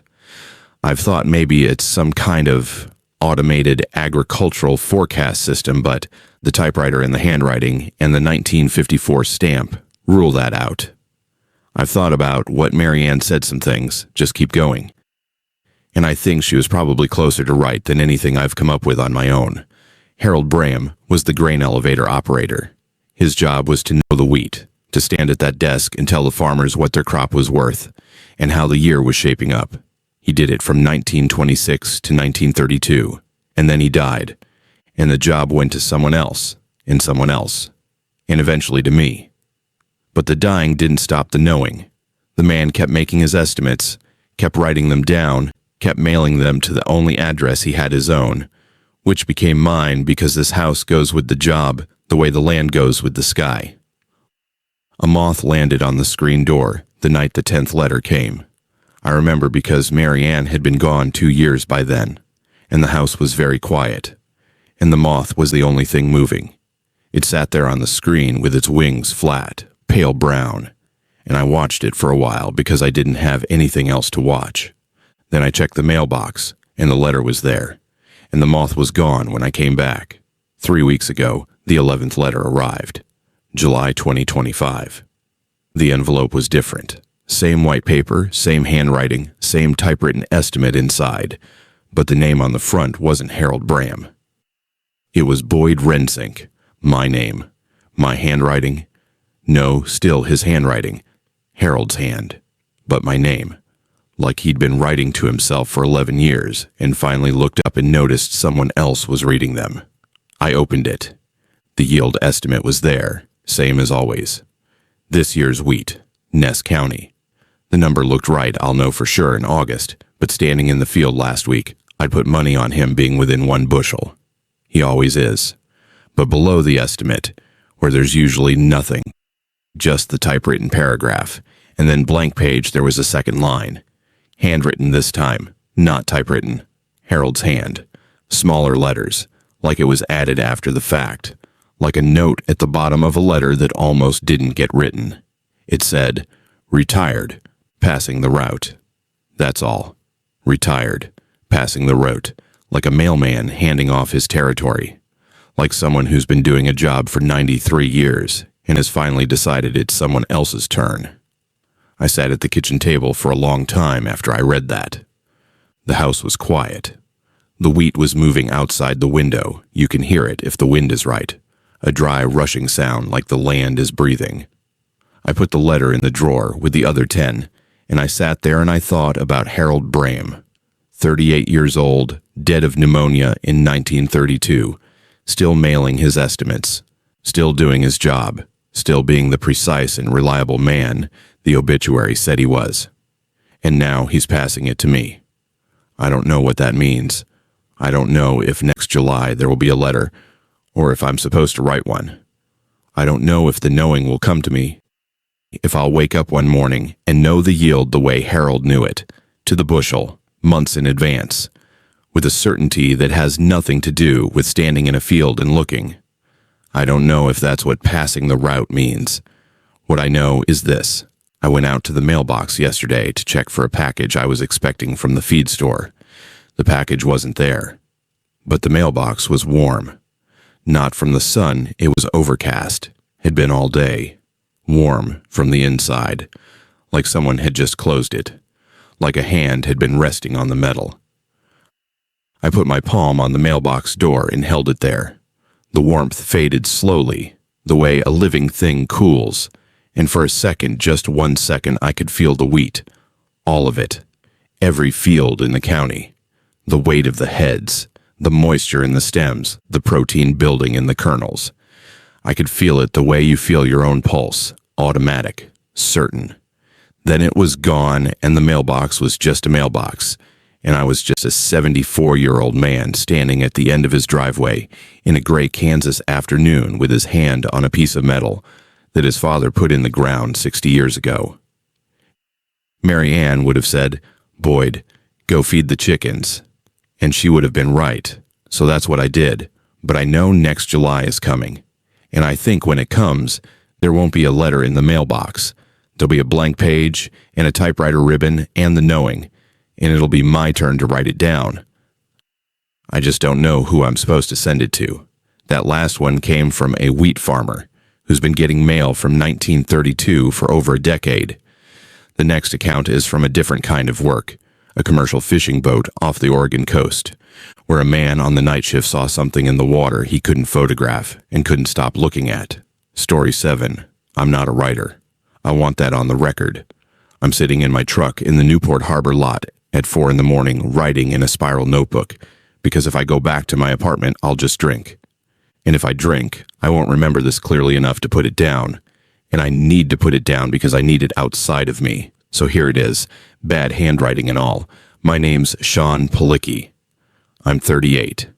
I fish commercially out of Newport, Oregon bottom trawl, mostly, some crab when the season's right. My old man fished out of the same harbor, and his dad before him. And the smart thing about this family tradition is that all three of us found the exact same way, to ruin our lives doing it. My grandfather drank himself to death by 60. My dad made it to 64. Then his heart quit on the dock. I'm working on my own version. 2 divorces well. 1 divorce and 1 relationship that lasted long enough to produce 2 kids before it didn't. My son's 12. My daughter's 9. They live with their mother in Corvallis, and I'm supposed to call every Sunday, and I do about 2 Sundays out of 3, which is better than my dad managed, but not by much. I'm telling you this because it matters. I'm not some sensitive guy who got spooked by a wave. I'm a fisherman who doesn't call his kids enough and drinks too much and picks up extra night shifts because my apartment has a kitchen that echoes when I eat alone. I'm on the water because the water doesn't judge me.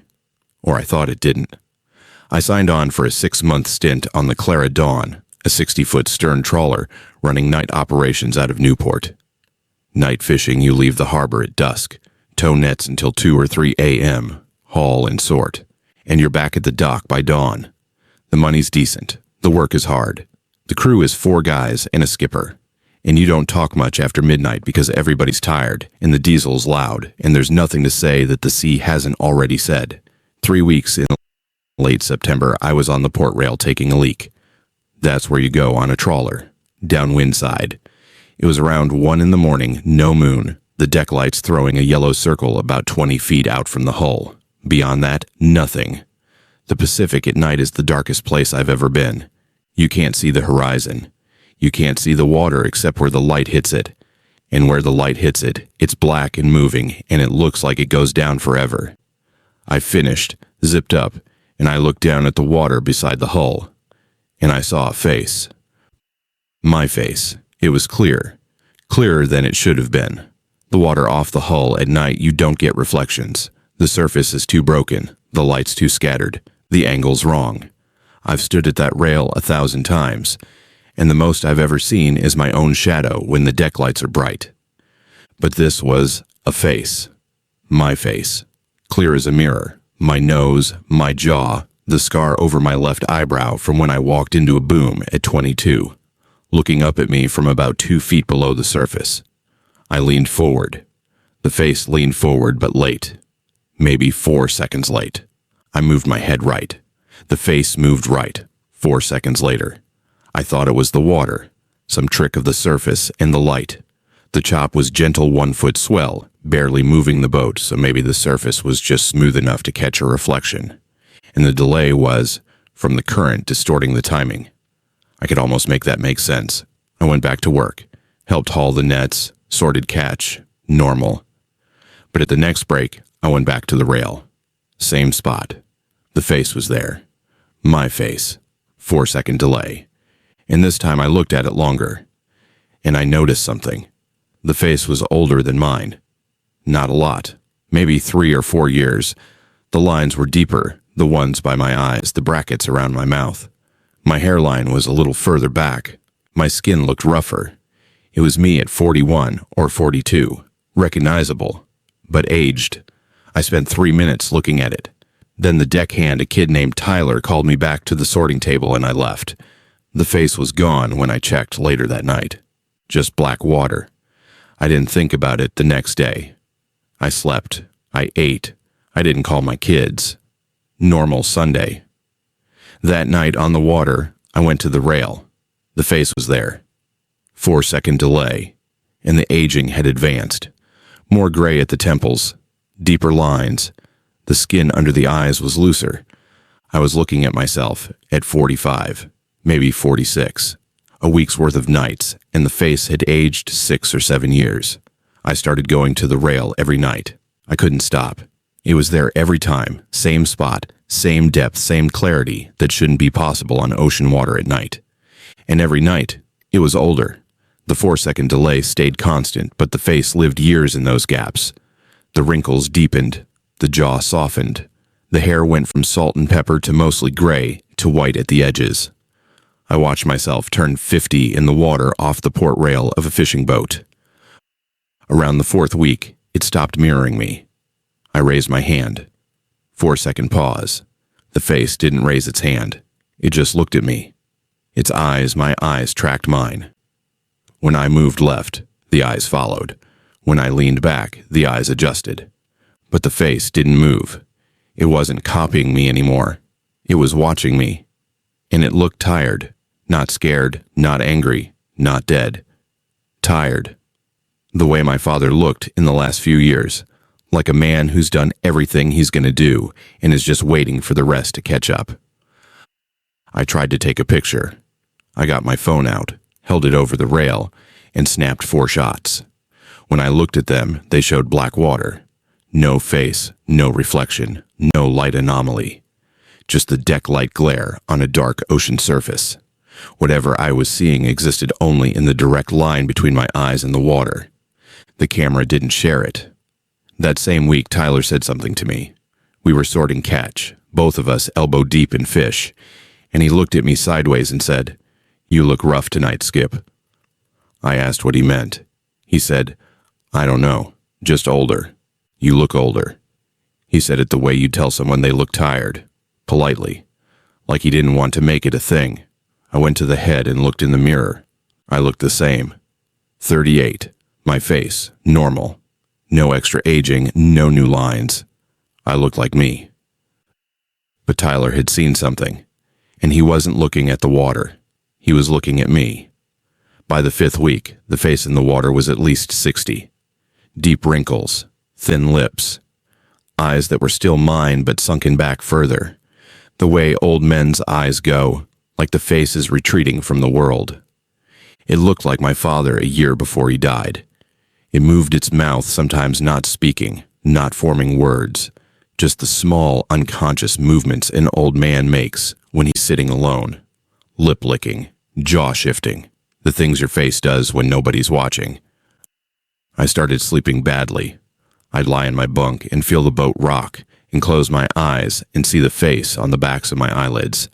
I'd roll over and think about my kids and feel a heaviness in my chest that wasn't physical. It was grief. I was grieving, and I didn't know for what. For myself, maybe, for the version of me in the water that was running out of time at a rate I could count in wrinkles. A moth got into the wheelhouse one night, small, pale, banging against the instrument panel lights.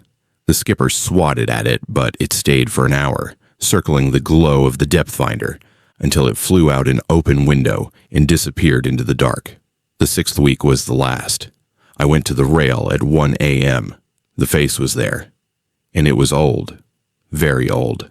The oldest face I'd ever seen on something that was still alive. The skin was paper thin. The eyes were almost closed, not from sleep, from weight. From the sheer weight of a face that has been attached to a life for 90 or 100 years. It was barely me anymore. The bones were still mine, the brow ridge, the jaw shape, the asymmetry of my nose from the break in high school. But the skin and the life behind it belonged to someone who was nearly finished. It looked at me, directly, no delay, no lag. It looked at me and its mouth moved, and I swear this is true. I will swear this on my children. It smiled. Not a cruel smile, not a knowing smile, a tired smile. The kind of smile my father gave me the last time I saw him at the hospital when he knew, and I knew, and neither of us said it. The smile that means, I'm done. It's okay. I'm done. The face held the smile for about 5 seconds. Then it closed its eyes. The water surface trembled, not from wind, not from the boat's motion, but from something underneath releasing, like a breath going out. The reflection broke into fragments, and the fragments went dark, and the water was just water. I stood at the rail for 20 minutes.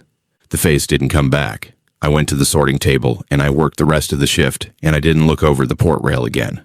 The next morning, when we docked, I sat in my truck and I called my kids.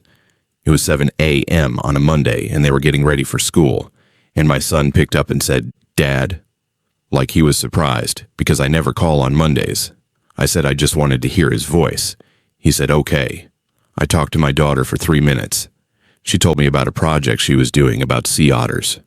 I told her they were my favorite animal, which is a lie. I don't have a favorite animal, but it made her happy. I finished the season. 3 more weeks. I never looked over the port rail at night again, not once. I fished, I hauled, I sorted, and I went to my bunk and I slept, and I called my kids every Sunday, and most Wednesdays. On my last day when I drove home to my apartment in Newport, I stopped at the liquor store out of habit. I sat in the parking lot for 10 minutes. Then I drove home without going in. I don't know why. Something about that face, the last one, the old one, the one that smiled, made the idea of drinking feel like borrowing time I'd already spent. That weekend, I drove to Corvallis to pick up my kids for a Saturday. My ex-wife opened the door and looked at me and said, "You look good." I said, "Thanks." She said, "No, I mean you look different. Younger." She sounded confused, like she was surprised at herself for saying it. I looked at myself in her hallway mirror on the way to get the kids. She was right. Something had changed. The lines around my eyes were softer. The gray at my temples was less. I don't know how to say this. I looked like time had been returned to me, like whatever had been watching from the water had taken something with it when it closed its eyes. I don't fish nights anymore. I switched to day runs. Less money. I don't care. The daytime ocean is just the ocean, gray and green and normal and boring, the way water should be. At night, the ocean is something else. It's a mirror that shows you things you haven't done yet. I call my kids 3 times a week now. I go to Corvallis every other weekend. My son asked me last month why I'd changed. I told him I saw something that scared me, and it made me want to be better. He asked what I saw. I said, myself. He thought I was being philosophical. I let him think that. It's easier than the truth, which is that I saw myself die in the water over 6 weeks, and the last thing my dying face did was forgive me for wasting the time it took to get there. Story 8. Dear Dad, I know you can't read this. I know that. But I've been talking to you in the shop for 12 years now, out loud, when nobody's there, telling you about the jobs and the customers and the machine that's giving me trouble. And you've never answered, so I figure writing it down isn't any crazier than saying it to an empty room. Maybe less crazy. At least paper keeps. I need to tell you about your press. I'm Tamara Jessup. I'm 46 years old. I've been running Jessup Printing in downtown Garner, North Carolina, since you died in 2013. You know all this. You know the shop. You built it. You ran that business for 31 years. And I grew up sweeping the floors and sorting type and learning how a chandler and price plate and press from 1927 sounds when it's running right. that rhythmic chunk, chunk, chunk that I heard in my sleep as a kid and still hear sometimes in dreams that make me happy. The Chandler and Price hasn't run since 2017. You know that too, or you would if you could see the shop now. Digital took everything. The offset press handles what little commercial work I still get, and the laser printer handles the rest. And the Chandler and Price sits in the back corner like a monument to something nobody needs anymore.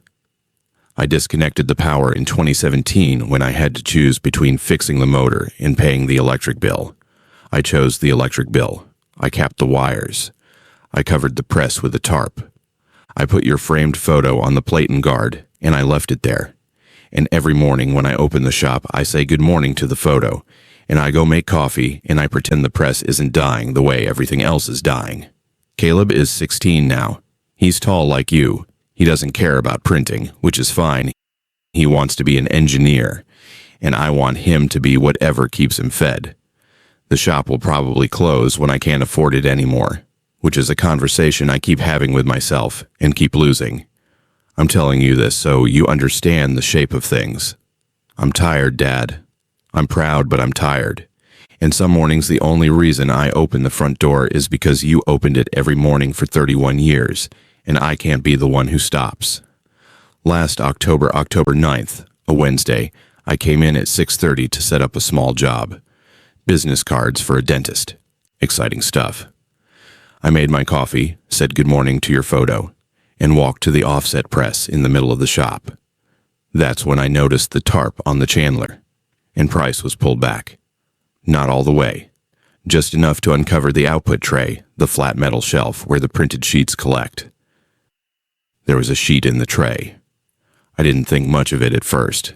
I figured Caleb had been messing around back there. Maybe doing something for a school project. Maybe just curious. He's 16. 16-year-olds touch things. But when I picked up the sheet, my hands knew something was wrong before my brain did. The paper was heavy, proper broadside stock, the thick cotton fiber stuff used for handbills and public notices. I haven't bought that paper in years. I don't stock it. The last ream of it went out with a yard sale flyer in 2019. The sheet was printed, typeset, good registration, clean impression, the kind of work you'd approve of. It was formatted like an obituary notice, the old style, the kind small-town papers used to run, with a black border and centered text, and the name in a larger point size at the top. The name was Gerald Faw. Gerald Faw was a man I knew from First Baptist, 73 years old. I saw him every Sunday. He sat in the fourth pew and sang loud and off-key and always shook my hand after service. The obituary listed his full name, his age, his surviving family members, and his date of death, October 30th. October 30th was 3 weeks away. Gerald Faw was alive. I put the sheet down on the work table. I checked the Chandler and Price. The power cable was still capped. The motor was still disconnected. The press was cold. No warmth in the flywheel. No oil smell from the bearings. No sign of operation. The type bed was clean. No type locked in. No ink on the rollers. The press had not run. Could not have run. There was no mechanism by which it could produce a printed sheet. But the impression on the paper was from that press. I know the bite of a Chandler in Price platen. I know the slight irregularity in the left margin where your press has a worn guide pin you never replaced.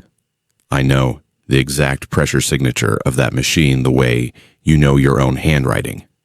That sheet was printed on your press. Somehow, without power, without type, without ink on the rollers, without a human operator. It printed a broadside obituary for a living man and placed it in the output tray. Gerald Faw died on October 30th. Heart attack. In his kitchen. His wife found him on the floor by the refrigerator. The funeral was on November 2nd. I went. I sat in the back, and I didn't sing, and I held the broadside in my purse, and I compared it to the printed program, and every detail matched. Every single one. The surviving family members, the church affiliation, the burial location. The broadside had been right 3 weeks early about everything. I should have told someone. I didn't. What would I say? My dead father's unplugged printing press predicted a man's death and got it right. I'd lose whatever customers I have left. So I put the broadside in my desk drawer, and I went back to work, and I checked the Chandler and Price every morning, and the tray was empty, and I started to think it was a one-time thing. A glitch, a hallucination, a grief artifact from a woman who talks to her dead father's photo every morning. November 14th, a second broadside. Margaret Pell, 68. Longtime customer, I'd printed her garden club newsletters for a decade. Date of death, December 2nd. I knew Margaret. I'd talked to her the week before about a Christmas card order. Margaret Pell died on December 1st, one day off. The only time the press has been wrong, and it was only wrong by 24 hours. And I have my doubts about that because the death certificate says December 1st, but her daughter told me she found Margaret unresponsive on the evening of November 30th. And by the time the paramedics arrived and called it, it was technically past midnight, December 1st. But if she stopped breathing on November 30th, if the moment of actual death was the night before, then the press wasn't wrong at all. By January, I'd found 4 more broadsides, one every 2 to 3 weeks. I stopped being surprised and started being methodical. I checked the press every morning at 6:30. If a broadside was there, I took it. I read it. I put it in the drawer. I waited. Every one came true. Every one. 6 broadsides, 6 deaths, 6 matches. The people weren't connected. Different ages, different causes, different parts of town. The only common thread was that they were all local, all Garner, or the immediate area. All people whose obituaries would have been printed by a shop like mine 30 or 40 years ago, back when the local printer handled that kind of thing. Back when you handled it, Dad, you printed hundreds of obituary notices in your career. You told me once it was the most important job in the shop because you were the last person to check the name and the date before it went to paper. You said you read every one 3 times. You never got one wrong. Your press never got one wrong either. I tried to warn someone once. The 5th broadside, a man named Don Reeves, 59, who ran the hardware store. I drove to his store and stood in the parking lot and sat in my car for 20 minutes. What was I going to say? I'm sorry, Don, but my dead father's printing press says you're going to die on February 8th. You might want to see a doctor. He'd think I was insane. He'd tell people. My business, what's left of it, would be finished. I drove home. Don Reeves died on February 8th. Stroke. I found out at the gas station from his nephew. I sat in my car in the gas station lot and I cried. Not for Don, God forgive me, but for myself, because I'd known and I'd done nothing, and now I had to carry that. I opened the shop the next morning at 7. A moth was sitting on the display window, gray-white, wings flat against the glass. I unlocked the door and went inside and said good morning to your photo, and made my coffee and checked the press. No broadside. For 3 weeks, nothing. I thought it was done. Then on March 5th, there was one in the tray. Different from the others. The paper was the same. The formatting was the same. The black border, the centered text, the name in a larger point size. But the name was mine. Tamara Louise Jessup, age 46, survived by one son, Caleb Reese Jessup, age 16, of the home. Date of death, November 11th, 8 months from now. I stood in the shop for a long time, Dad. I held the paper. It was warm, not from a machine, not from the room. Just warm the way paper feels when it's fresh off a press, when the impression has just been made, when the ink is still settling into the fiber. I could smell it. Ink and paper and the faint machine oil scent that I grew up breathing. The smell of your shop, the smell of my shop, the smell of home. I folded the broadside in half and put it in the drawer with the others. I closed the drawer. I turned off the coffee maker because I'd forgotten. And I opened the front door and flipped the sign to open. And I stood behind the counter and I waited for a customer who probably wasn't coming. I haven't been to a doctor. I'm not going to. I don't have symptoms of anything. I feel fine. I feel exactly the way a 46-year-old woman who sleeps 5 hours a night and drinks too much coffee and worries about her son and her shop and her bills is supposed to feel. I feel normal. And the press hasn't printed another broadside since mine. The tray is empty every morning. The tarp is back in place. The machine is quiet. Like it said what it needed to say, and now it's done. I think about the date. I think about it every morning when I open the shop, and every night when I lock the door. November 11th is a Tuesday. It's Veterans Day. The shop would be closed. Caleb would be home from school. I think about these things in a practical way, not panicking, not crying, just organizing. If the date is right, Caleb needs to know where the life insurance papers are. He needs to know the code to the safe. He needs to know that the offset press has a buyer lined up if he wants to sell. He needs to know these things. And I haven't told him yet, because how do you tell your 16-year-old son that a machine told you when you're going to die? You would know, Dad. You printed those obituaries for 31 years. You held those names in your hands before anyone else in town saw them. You checked them 3 times. You never got one wrong. And now your press is doing it without you still accurate, still careful, still printing the names of the people it knows. It just started working ahead. I keep the shop open. 7 a.m., 6 days a week. I make my coffee. I say good morning to your photo. I check the tray. Empty. Every morning, empty. But the press feels different now. Not dead. Patient. The way a machine feels when it's done working but hasn't been put away. Like it's waiting for me to need something printed one more time. I wonder if on November 12th, someone will open the shop and find a broadside in the tray mine. The real one. The one that goes to the paper. The one with the final confirmed date. I wonder if the press is waiting for that. One last job.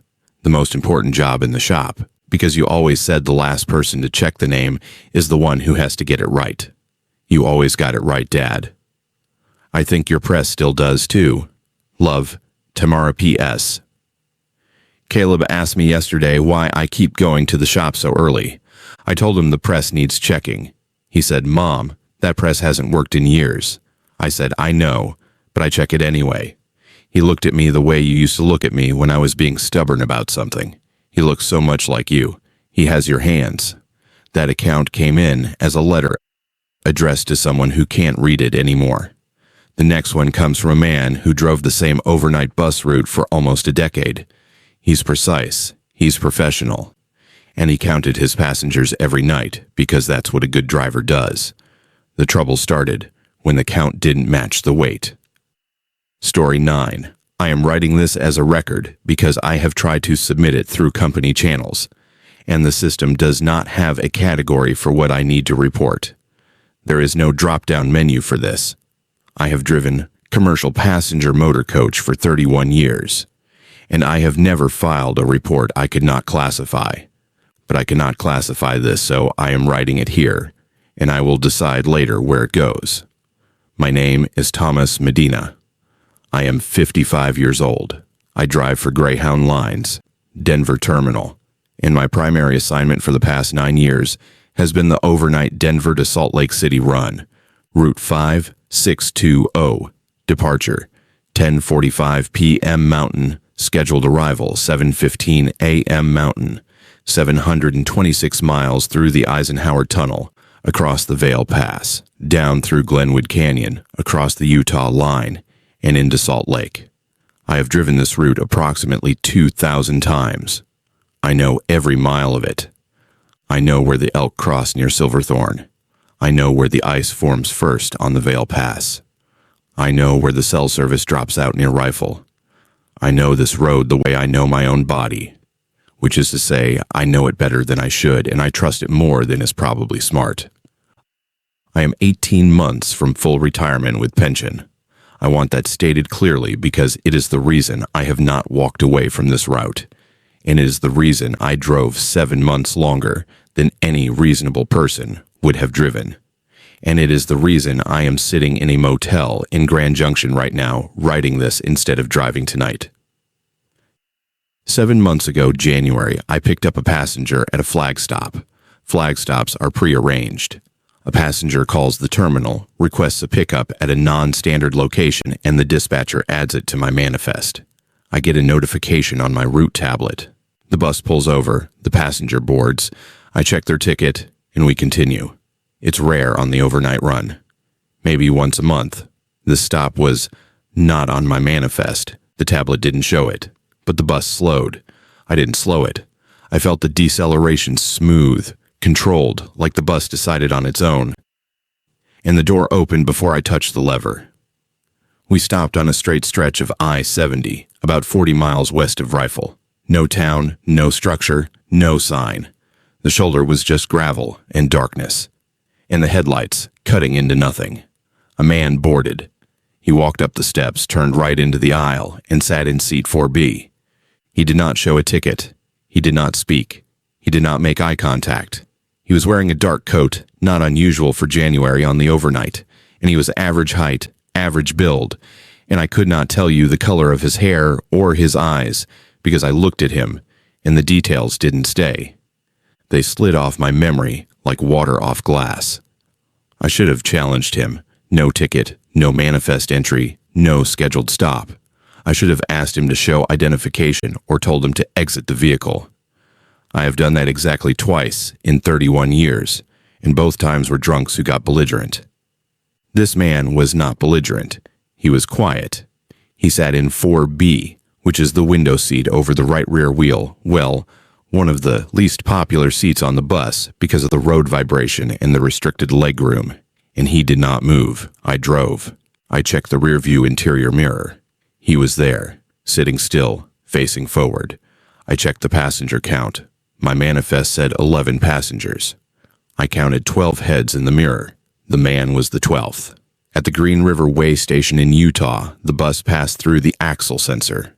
The system measures total vehicle weight and compares it to the empty weight plus estimated passenger load. The printout said 11 passengers. The weight differential matched 11 adults, not 12. The man in 4B weighed nothing. I told myself, the sensor was off. Sensors drift. Calibration matters. I finished the run. At Salt Lake, I did the walk through the standard check for sleeping passengers and forgotten bags. Every seat was empty. Seat 4B was empty. The man was gone. He had not exited at any stop. He had not walked past me to the front door. He was simply not there. That was January 14th. On January 15th, the same thing happened. Same stretch of road. Same unmapped stop. Same deceleration I didn't initiate. Same man. Same seat. Same silence. Same axle reading that counted one fewer than my eyes. It happened every night I drove. Every night for 7 months. The bus stopped. The man boarded. He sat in 4B. He weighed nothing. He vanished before Salt Lake. In February, I started documenting. I logged every stop, the approximate milepost, the time, the duration. I printed the axle weight reports from every way station. I pulled the seat maintenance records from the Denver garage. That's when I found the second thing. Seat 4B was the most frequently reupholstered seat in the fleet. Not on my bus, across every bus that ran Route 5620. I pulled records from 4 different coaches. In each one, Seat 4B required reupholstery more often than any other seat. The fabric wore through faster. The foam compressed sooner. The seat showed the kind of wear you'd see from a passenger riding it every single night for years, decades. The maintenance log went back to 2003. In 22 years, across 11 different coaches, Seat 4B on the Denver to Salt Lake overnight had been reupholstered 47 times. The next highest seat, 7A, had been done 9 times. Something had been riding in that seat for at least 22 years. Before me, before my predecessor, sitting there every night weightless, saying nothing, wearing out the fabric with the patience of something that has nowhere else to be.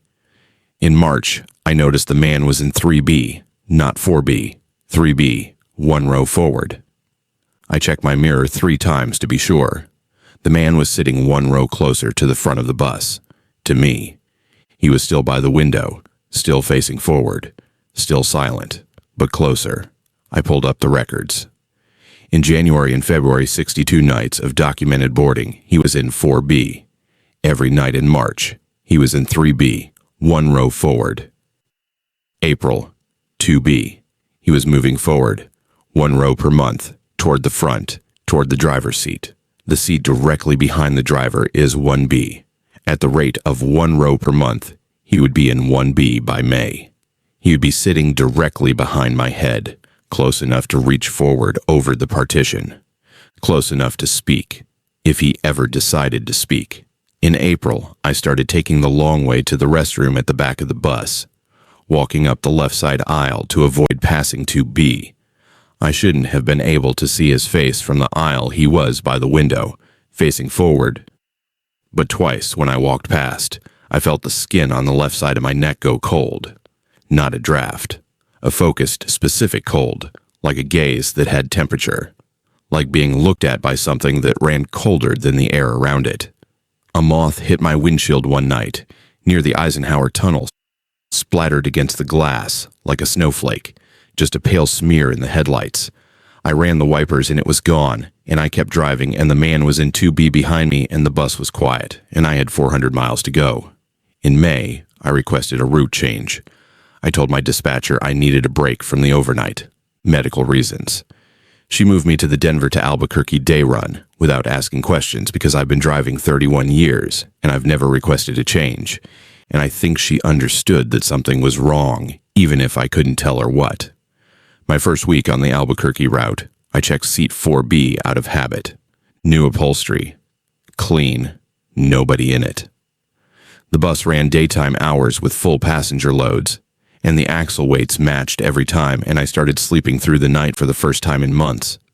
The third week, I checked 4B again. The upholstery was wearing. Not a lot.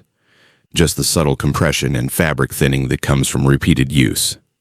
But the bus had been running the route for 3 weeks, and 4B had been occupied by regular passengers only a handful of times. The wear was beyond what those passengers would have produced. Something was sitting in 4B on my new bus during the day, when the seat was supposed to be empty between passengers, sitting and waiting and wearing through the fabric the way it had worn through 47 upholstery jobs in 22 years on the overnight run. 2 weeks ago, my replacement on the Salt Lake route called me. His name is Dennis. Good driver, young 10 years in, still enthusiastic. Dennis called me at 6 in the morning, which is unusual because 6 in the morning is when he's finishing his run, and he should be doing his walkthrough, not calling other drivers. Dennis said, "Tomas, you ever have a regular at that flag stop west of Rifle?" I said no. He was quiet for a second. Then he said, "He asked about you." I didn't ask what the man looked like. I didn't ask what seat he was in. I didn't ask what he said. Dennis said, "He's in 1B, Tomas.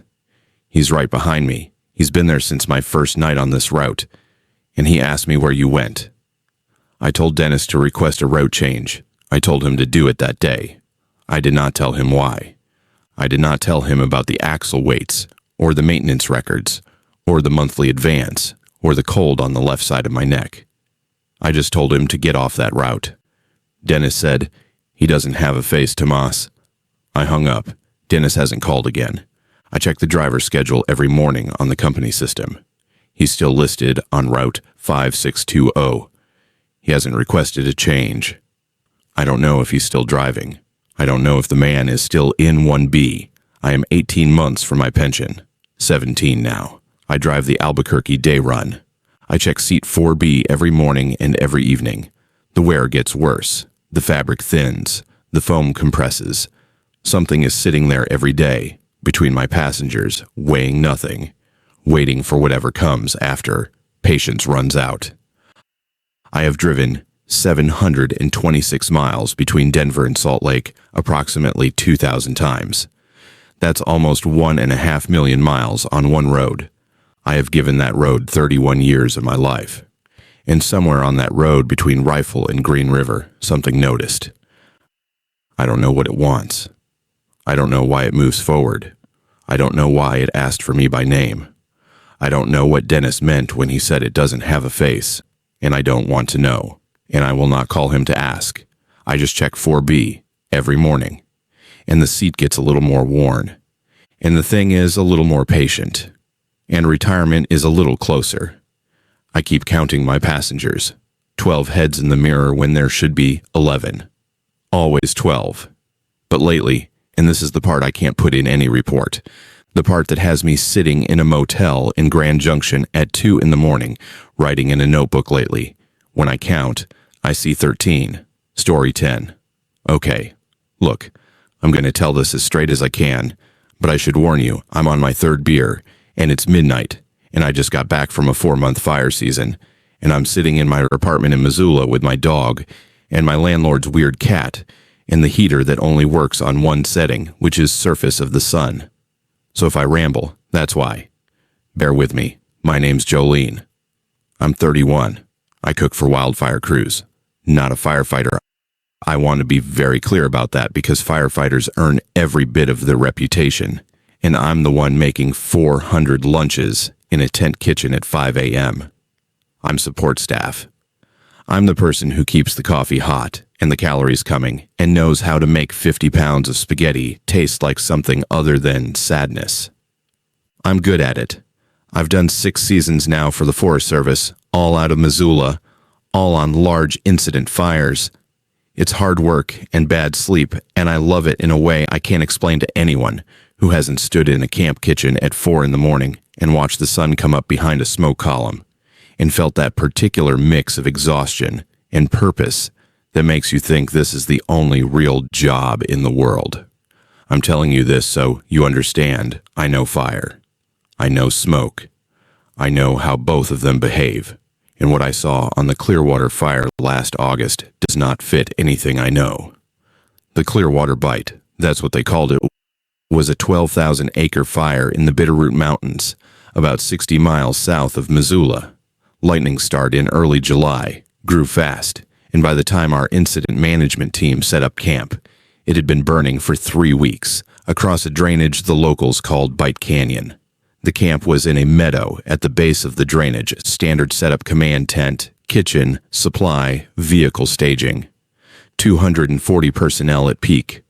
The burn scar was above us. About 3 miles up the drainage on the north-facing slope, there was a section of hillside that had burned in a previous fire, the 1994 Rattlesnake Fire, according to the incident maps.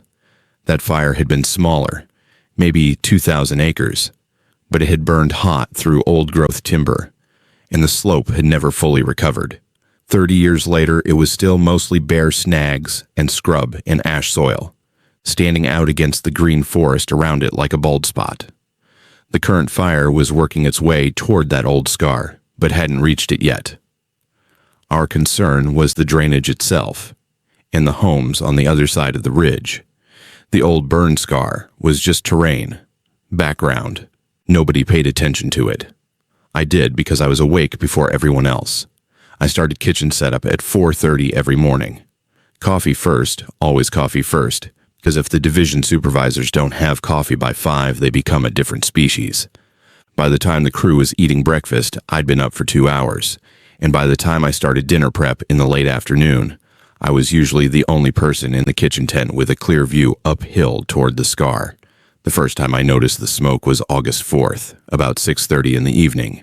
The active fire was to the west, working a different section of the drainage, and the main smoke column was pushing southwest with the prevailing wind. Normal. Predictable.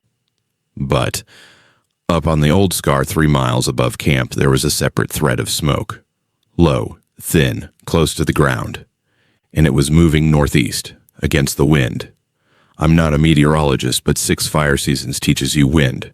The downslope evening wind in that drainage ran southwest, every evening, reliably. The main column obeyed it. The spot fires obeyed it. Everything obeyed it except this one thin line of smoke coming off the old burn scar, drifting northeast at maybe walking speed, following the contour of the slope. I watched it for about 15 minutes. It moved slowly, deliberately, staying low, maybe waist height above the ground. It didn't rise. It didn't disperse. It threaded through the standing snags like something on a path. Then, around 6:45, it stopped. It just pooled in a small area, a dip in the terrain, maybe a bench or a saddle, and sat there hovering until the light faded, and I couldn't see it anymore. I mentioned it to one of the weather techs the next morning. He shrugged and said inversions can trap smoke in weird layers. That's true, but inversions are horizontal. This smoke was traveling uphill along a slope. Inversions don't do that. That evening, I watched again. 6:30. Same smoke, same direction, same speed, same path through the snags, same stopping point, same pooling behavior. Identical. I watched for 11 consecutive evenings. Every night. Same time. Same smoke, same path, same stop. Like a recording. Like the mountain was playing back the same 17 minutes of movement every evening at 6:30. On day 5, I borrowed a USGS quad map from the planning tent, the 1 to 24,000 topo, which shows old trails. I sat on a cooler behind the kitchen tent with the map on my knees, and I watched the smoke, and I traced its path against the terrain lines. The smoke followed a trail. Not an active trail the current trail system was, on the other side of the ridge. This was an old trail, marked on the quad map with a dashed line and labeled Rattlesnake Pack Trail, decommissioned 1995. It had been a horse trail, a pack string route used by the Forest Service for backcountry supply runs, until it was decommissioned after the 1994 fire burned through the corridor and made the trail impassable. The smoke followed the decommissioned pack trail exactly, every switchback, every contour. It stayed on the trail the way a hiker stays on a trail, not cutting straight, not floating over terrain, but winding with the path, obeying the route. I called my friend Marin, who works in the Missoula dispatch office and has access to historical incident records. I asked her to look up the 1994 rattlesnake fire. She sent me the incident summary the next day. On August 18, 1994, during the evacuation of backcountry crews, a Forest Service pack string 4 horses and 1 handler, a man named Charlie Went, was dispatched down the Rattlesnake Pack Trail toward the base camp. Charlie radioed his departure at 4:47 p.m. He was expected in camp by 6:30 p.m. He never arrived. Search teams went up the trail the next morning after the fire shifted. They found nothing. No horses, no handler, no equipment, no remains. The fire had burned through the trail corridor overnight, but the burn pattern was inconsistent. Patches of the trail were untouched, as if the fire had skipped over sections. The search continued for 2 weeks. Nothing was ever recovered.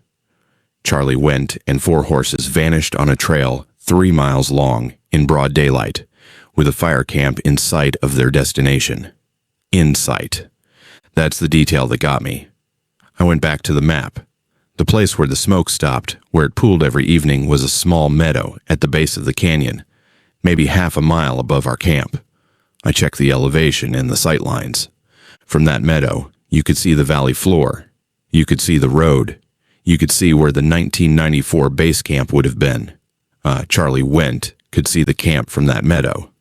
If he made it that far down the trail, he could see safety. He never walked out of that meadow. The smoke followed his route, every evening. At the time, he departed not exactly, not to the minute, but close. It moved at the speed a loaded pack string would move on a steep switching trail. It stopped where he stopped. It pooled in the meadow where the last known position should have been, if he'd been on schedule, at approximately the time he was expected in camp. The mountain was replaying his descent, every night, in smoke, for 30 years. I took 1 photograph, just 1. I used my phone from behind the kitchen tent at 6:35 on August 10th. The image shows the old burn scar in late evening light, with a faint haze of low smoke tracing the switchbacks of the decommissioned trail. If you look carefully, and I've looked at this photo more times than I should admit, the smoke appears to have structure. 4 distinct columns, low and parallel, moving in a line, spaced about the distance you'd space horses nose to tail on a narrow trail. 4 horses, 1 handler. The handler would have been at the front, leading the string. The first column is slightly ahead of the others, separated by a gap consistent with a man walking ahead of his animals. I showed the photo to nobody. I stored it in a folder on my phone labeled Weather. On August 14th, I was shutting down the kitchen at 7 p.m., and I walked behind the tent for a cigarette. I know a cook who smokes, whatever, and a moth was circling the generator light. Small, pale. I watched it for a minute. Then I looked uphill. The smoke had done something different. For the first time in 11 nights, it hadn't stopped at the meadow. It had continued past the pooling point. It was still moving, downhill, toward camp. I watched it cross the meadow bench and continue down the drainage, still low, still slow, still following terrain that I couldn't match to any trail on the map because there was no trail below the meadow. The pack trail ended there. Whatever path the smoke was on, it was a path that only existed in the smoke's memory. It advanced about 200 yards below the meadow into a narrow choke point in the drainage where the canyon walls closed in. Then it stopped. Not pooled. Stopped. Like something hitting a wall. The smoke pressed forward. I could see it low against the ground, pushing against nothing. And then it reversed. It drew back into the meadow and sat there until dark. Something was between the meadow and the camp. Something that had been between the meadow and the camp in 1994. Something that a man and 4 horses walked into within sight of safety and never walked out of. The smoke couldn't get past it either. I finished the season. 2 more weeks. I cooked. I made coffee. I watched the smoke every evening at 6:30, and it followed its trail, and it stopped in the meadow, and it did not try to pass the choke point again. Whatever it had attempted on August 14th, whatever Charlie Went had attempted 30 years ago, the answer was the same. No further. On my last evening, I sat behind the kitchen tent and watched the smoke settle into its meadow for the final time. It pooled there, waist-high, glowing faintly in the last amber light. And for about 30 seconds, the smoke held a shape I don't want to describe because describing it makes it sound like I'm making it up. But it looked like a man standing in a meadow, facing downhill, looking at a camp he could see and could not reach. Marin sent me the full incident report 2 weeks later. Charlie Went's last radio transmission was logged at 5:52 p.m. on August 18, 1994. He was on the pack trail, descending. The transmission was 5 words. "We can see the camp." That was the last anyone heard from Charlie Went. No further transmissions, no distress call, no emergency signal from the horses. Just 5 words from a man who could see exactly where he needed to be and couldn't get there. I'm back in Missoula now. Fire season's over. The Clearwater Bight is contained, the camp is dismantled, and the drainage is quiet and cold, and filling up with early snow. Next summer there will probably be another fire somewhere in the Bitterroot. And I'll probably sign up because the money's good, and I like the work, and I'm not smart enough to stop doing things just because they scare me. But I won't take an assignment in Bight Canyon again, and I won't look at the photo in my phone. Not because I'm afraid of what I'll see, because I'm afraid that if I zoom in far enough on the first column, the one at the front, the one that's slightly ahead, the one that would be the handler, I'll see a face. And the face will be looking at the camera. And it will look like a man who's been walking the same 3 miles for 30 years, every evening, getting exactly as close as he'll ever get, and knowing it. Some mountains remember what happened on them. The Bitterroot remembers Charlie Went. It replays his walk every evening in smoke. And whatever stopped him in that choke point, whatever is sitting in that narrow throat of canyon between the meadow and the valley floor, it's still there. It doesn't burn. It doesn't move. It just waits, in a place you have to pass through to get home. And it's been waiting longer than any fire. 10 accounts so far. We've been in orchards and on oceans, in print shops and on bus routes. And that last one took us to a fire camp where the smoke moved wrong. The next story comes from a different kind of open country Nevada rangeland, and a man who's been keeping a secret about his cattle for 40 years. He's telling it now because his son needs to know before he takes over. Story 11. I'm going to say this once, and I'm going to say it to you, and then it's yours. That's how this works. My father told me, and his father told him, and now I'm telling you because you're taking over the lease in March. And there are things about this allotment that aren't in any BLM document and aren't in any rancher's handbook. And I need you to hear them from me before you hear them from the ground. My name is Dale Frainer. I'm 63 years old. I run cattle on a BLM grazing lease in White Pine County, Nevada, eastern part of the state, out past Ely, in the kind of country where you can see for 50 miles and not see a single thing that's man-made except a fence line. The Frenners have held this lease since 1937, 4 generations. My grandfather ran it, my father ran it, I've run it for 31 years. And now you're going to run it. And I'm going to tell you the one thing about this lease that none of us have ever told anyone outside the family. Every spring, the count comes up 1 over. You know the count. You've helped me with it since you were 12. We gather the cows in April after calving, we sort the pairs, and we count. We count cows, we count calves. We match them, we tag, we brand. It's the same work ranchers have done out here for 150 years, and it's not complicated. You count what's yours, and you know what's yours, because every calf comes out of a cow that carries your brand. Every spring, 1 calf doesn't match. It's always 1, never 2. 1 extra calf, healthy, normal weight, normal color. Usually a red baldy or a black baldy, depending on the year, which is consistent with our herd genetics, so it doesn't look wrong at first glance. It pairs with the herd. It nurses. It acts like a calf. But when you check it against the cows, there's no mother for it. Every cow is accounted for. Every cow has her own calf. And then there's this 1 extra. And it's wearing a brand. Not ours. The brand is on the left hip, which is where we brand, but the mark isn't a Frainer mark. It's a P-bar P, a capital P with a horizontal bar through the lower half, followed by another P. I didn't know whose brand it was for a long time. When I was a kid and helped with my first count, I asked my father about the extra calf with the funny brand, and he said, "That's a Pettit calf.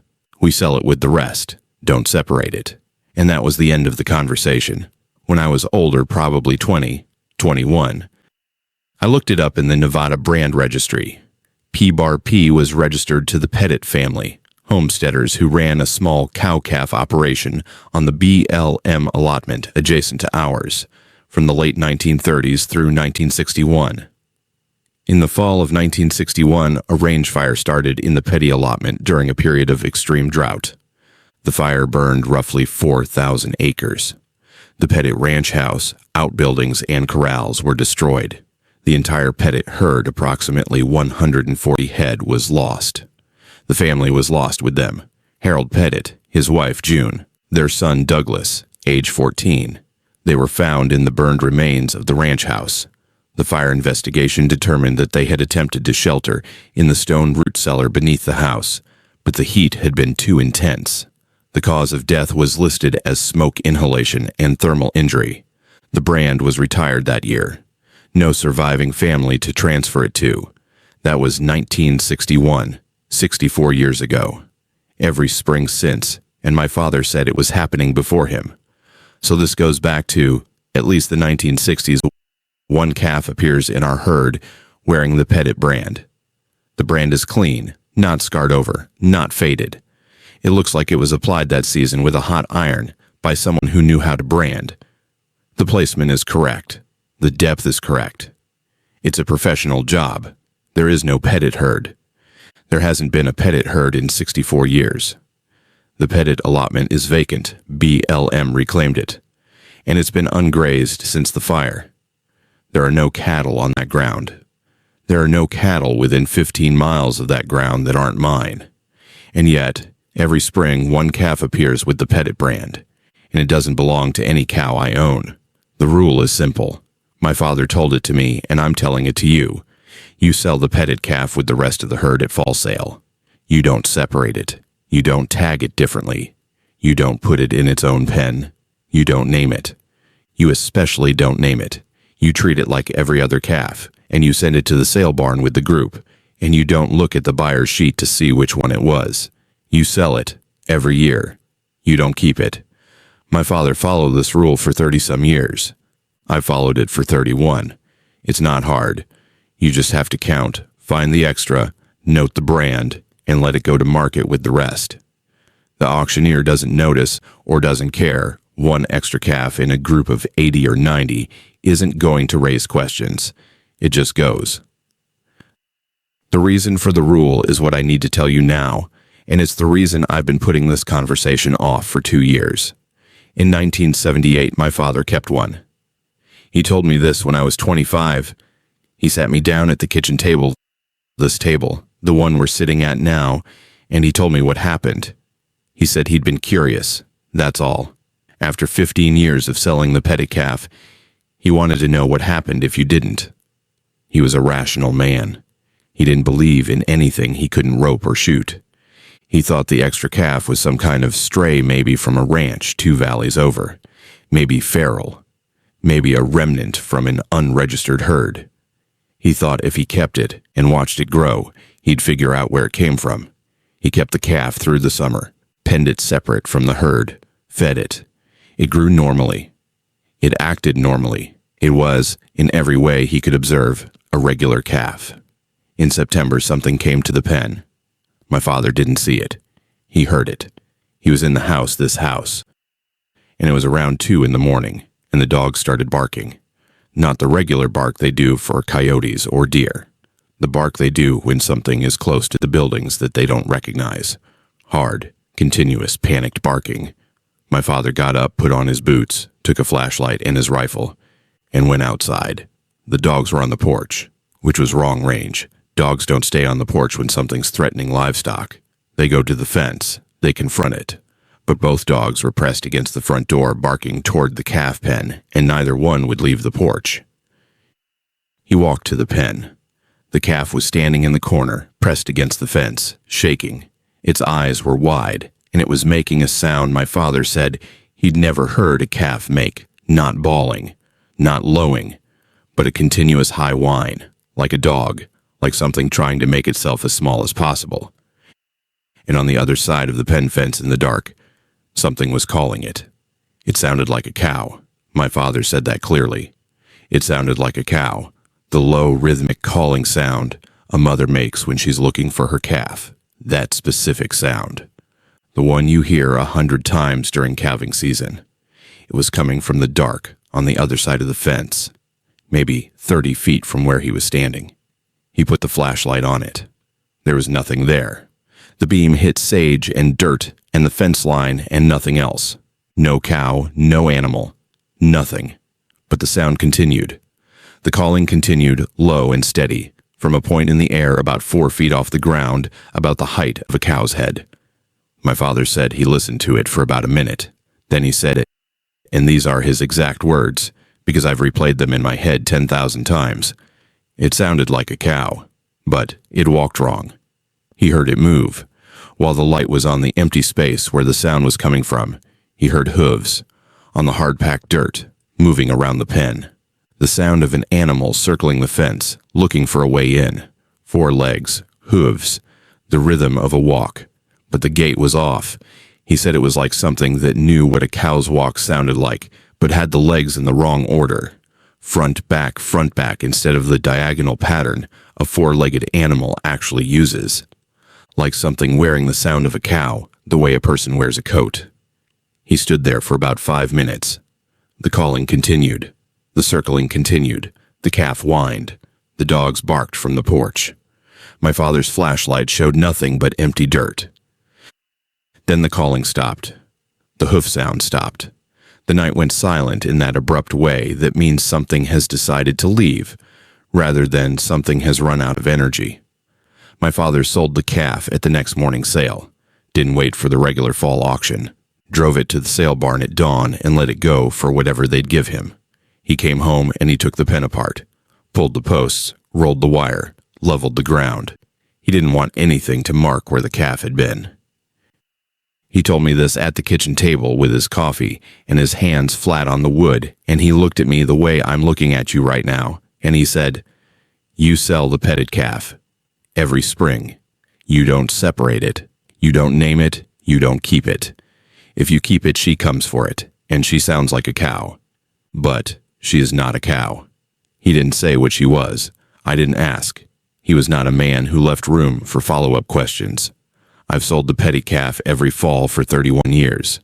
I count in April, I find the extra, I note the brand, and I let it go to market. I don't name it. I don't pen it separately. I don't look at it any longer than I look at the others. One time, just once, about 12 years ago, I was checking the herd at dusk during calving season, and I saw the Pettit calf standing at the fence line, the one that borders the old Pettit allotment. It was facing east, toward the vacant ground, and it was quiet. Not eating, not moving, just standing there, facing east, like it was listening for something. A moth was sitting on the fence post beside it, pale wings flat in the last light. I watched for maybe 2 minutes. Then I moved the calf back to the herd and didn't think about it again until tonight. There are things I haven't told you. Small things. The Pettit calf, every year, is always born knowing where water is. You don't have to teach it. It goes straight to the tank, first day, no hesitation, like it's been here before. The other calves wander. They follow their mothers. The Pettit calf knows. And one more thing, the brand. I told you it's clean, professional, properly applied, but I've never branded it. I've never touched it with an iron. It arrives already branded. And the hair around the brand doesn't grow back the way it does with a normal brand scar. There's no scar tissue. It's more like the mark grew in with the hide, like the calf was born wearing it. You're going to take over this lease in March. You're going to count the herd in April. You're going to find one extra calf wearing a P-Bar-P brand, and you're going to sell it with the rest in October, and you're not going to keep it. You asked me once you were about 16 what would happen if we stopped selling it, if we just let the calf grow up in the herd. I didn't answer you then. I'll answer you now. I don't know. My father kept one for 4 months, and something came for it in September. I don't know what happens if you keep it for a year. I don't know what happens if you keep it for 5 years. I don't know if she comes once or if she keeps coming. I don't know if it's always the same she, or if the whole herd comes one by one out of a fire that burned 64 years ago, walking wrong in the dark, looking for what they lost. I know the Pettit allotment is vacant. I know nothing grows there the way it grows everywhere else. I know the sage is shorter and the grass is thinner, and the ground holds heat after the sun goes down in a way that bare ground shouldn't. I know that my dogs will cross that fence line during the day, but not after dark. I know that every April, one calf appears that I didn't breed and didn't buy and didn't ask for, wearing the brand of people who died in a fire when Eisenhower was president. And I know the rule. Sell it. Don't keep it. Don't name it. Don't look at it too long. That's your inheritance. I'm sorry it comes with the lease. But the lease is good ground, and this family has been here since 1937, and we will stay here, and you will follow the rule because your grandfather followed it, and I followed it, and it has kept us safe for 64 years. When April comes, count the herd, find the extra, and let it go. That's all I've got for you. The coffee's cold. I'll make another pot. Story 12. Field inspection notes. Aitkin County Bridge. Number 0477 Timber Trestle, Northern Pacific. Railway spur. Abandoned. Inspector A. Vogt. P.E. Regional Infrastructure Division. Date of original condemnation, June 14th. Date of pre-demolition, final inspection, September 22nd. I'm writing this in my field notebook because I can't put it in the official system. The official system requires me to select a condition rating from a drop-down menu, and none of the options account for what I found. I am a licensed professional engineer. I have inspected over 300 bridges in 4 counties. I have condemned 19 structures in my career, and every one of them was demolished on schedule. This is the first time I've condemned a bridge and come back to find it in better condition than the day it was built. My name is Angie Vogt. I'm 39. I work for the Regional Rail Authority that manages abandoned and decommissioned rail infrastructure in central Minnesota. Most of my job is paperwork condition assessments, load ratings, environmental reviews. The field work is the part I like because it's the part where the structure tells you the truth. Steel doesn't lie, timber doesn't lie, concrete cracks where the stress is. You read the structure, and you write down what it says. I should mention that I was diagnosed with generalized anxiety disorder 3 years ago. I take medication for it. I'm functional. I'm good at my job. But I second-guess myself more than most people. and I check my work more than most people, and I lose sleep over the idea that I'll miss something and someone will get hurt. That's relevant because what happened at Bridge 0477 has made my anxiety significantly worse, and I need to write it down to prove to myself that I'm not imagining things. Bridge 0477 is a timber trestle on an abandoned Northern Pacific spur line in Aitkin County, about 12 miles south of McGregor. The line was abandoned in 1971. The bridge spans a shallow creek, maybe 40 feet across, 10 feet deep at the center. It was built in 1903 from white oak timbers, hand-hewn, fastened with square head bolts and iron drift pins, standard timber trestle construction for that era. It carried freight trains for 68 years, and it's been standing empty for 54. I inspected it in June and condemned it. The condemnation was straightforward. 16 of the primary timber bents showed advanced decay. The bearing plates were corroded through, and the deck stringers were split along the grain from decades of freeze-thaw cycling. I rated it critical, do not load, recommend demolition. The rail authority approved the demolition in July. A contractor was hired. The work was scheduled for late September. On September 22nd, I drove out for the pre-demolition final inspection. This is standard procedure. You verify the condemned structure one more time before the crew arrives. Confirm the conditions haven't changed in a way that affects the demolition plan, and sign the authorization. I parked at the access road and walked the quarter mile to the bridge. It was a cool morning, maybe 45 degrees, overcast, that gray Minnesota autumn that smells like wet leaves and diesel from distant grain dryers. I had my clipboard, my camera, my flashlight, and my inspection hammer. I came around the last bend in the trail, and I saw the bridge, and I stopped walking. The timbers were new, not all of them, but the 16 bents I'd flagged for decay, the ones that were soft and dark and splitting in June, were gone. In their place were fresh timbers, white oak, hand-hewn. I could see the adze marks. I could see the pale yellow of newly exposed heartwood. I could smell it, that sharp, tannic, fresh-cut oak smell that you only get from green timber, recently milled. The bolts were new too.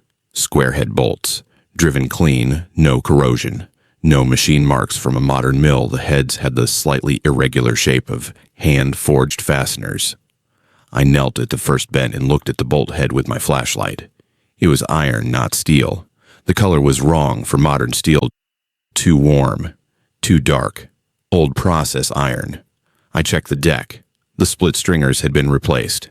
Same white oak, same hand-hewn finish. The bearing plates, the ones I'd documented as corroded through, were new, cast iron, clean, seated properly on the timber caps with the bolts driven tight. The bridge was repaired, not maintained, repaired, completely. Every deficiency I documented in June had been addressed.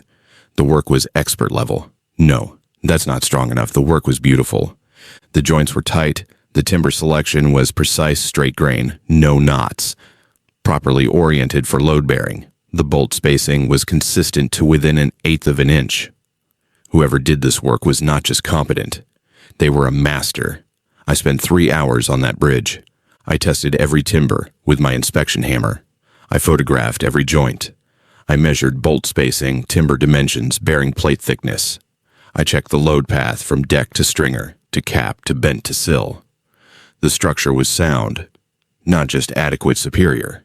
The repaired sections were stronger than my modern replacement design would have been. I sat on the deck, and I put my clipboard down, and I pressed my hands against my temples, because I could feel the anxiety building, that specific pressure behind my eyes. That means my brain is trying to process something that doesn't fit into any category I have. Someone had rebuilt half of a condemned bridge in a Minnesota forest using methods and materials from 1903. The timber species was correct for the era. The fastener type was correct. The construction technique, hand-hewn timbers with adze marks, hand-forged bolts, traditional joinery, had not been practiced commercially in over a century. Whoever did this work either had access to materials and tools that don't exist anymore, or they built this bridge before those materials and tools stopped existing.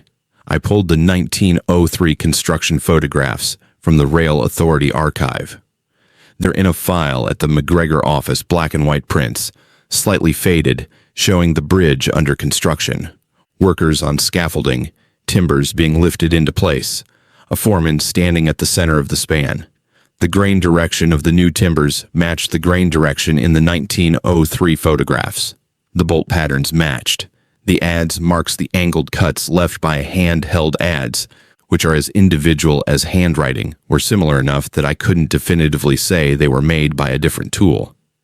I went to the County Historical Society in Aitkin. I asked about the bridge's construction. The archivist found a Northern Pacific Railroad personnel record from 1903 listing the construction crew. The bridge carpenter, the lead builder, the man responsible for timber selection, cutting, and assembly was listed as Peter Halverson, Norwegian immigrant, born 1871, employed by Northern Pacific from 1899 to 1906. Peter Halverson died on October 3, 1906. He fell from a trestle, a different one, 20 miles north of Bridge 0477, during construction. The fall was 30 feet. He died at the scene. He was 35 years old. The archivist showed me one other record, a notation in the Northern Pacific construction log for Bridge 0477. Under the final inspection entry, dated November 1903, there was a handwritten note. P. Halverson objects to the grade of timber in bent sections 4, 7, and 12. Requests replacement before service. Request denied by Division Superintendent. Bridge accepted as is. Halverson wasn't satisfied with the bridge in 1903. He wanted to replace 3 sections. He was told no. The bridge went into service with timber he considered substandard. And then he died 3 years later on a different bridge. And Bridge 0477 stood for 120 years, carrying his dissatisfaction with it. The 16 timbers I condemned in June included bents 4, 7, and 12. The exact sections Halverson wanted replaced in 1903. I went back to the bridge one more time. I needed to check something. I brought a brighter light, a lantern, and I climbed under the deck to inspect the central truss beam. That's the main structural member, the spine of the bridge. I ran the lantern along its length, checking for markings. At the center of the beam, on the underside, there was a carved mark. Fresh. The wood shavings were still on the sill below it. A simple design, a stylized PH inside a diamond shape, about 3 inches across, cut with a chisel. Clean lines. Confident hand. A moth was clinging to the beam, about a foot from the mark, pale wings flat against the oak. I don't know how it got under the deck. It didn't move while I was there. I photographed the mark and sent it to a railroad historian at the University of Minnesota. He identified it within a day. He called it a builder's mark, a personal signature that master carpenters placed on their finished work. He said, "That's Halverson's mark. We have it documented on 2 other bridges in the Northern Pacific system, both from 1901 and 1902. I asked if the mark could be original, carved in 1903 during construction. He said no. He said Halverson only marked bridges he considered finished. His notes, the historian had found personal correspondence, indicated that Halverson refused to mark any structure he wasn't satisfied with. He wouldn't have marked 0477 in 1903, the historian said. He wasn't happy with it. The timber wasn't right. He filed a complaint. Whatever version of that bridge he's looking at now, he must be satisfied." I sat in my truck in the access road for a long time after that phone call. The bridge was behind me, through the trees, over the creek. Sound, strong, rebuilt with materials that shouldn't exist by a man who's been dead for 119 years. And marked, finally marked, because it was finally right. I filed my report the next morning. I rated Bridge 0477 as structurally sound, demolition not recommended at this time. I did not explain the repairs. I did not mention the materials analysis or the builder's mark or the 1903 construction photographs.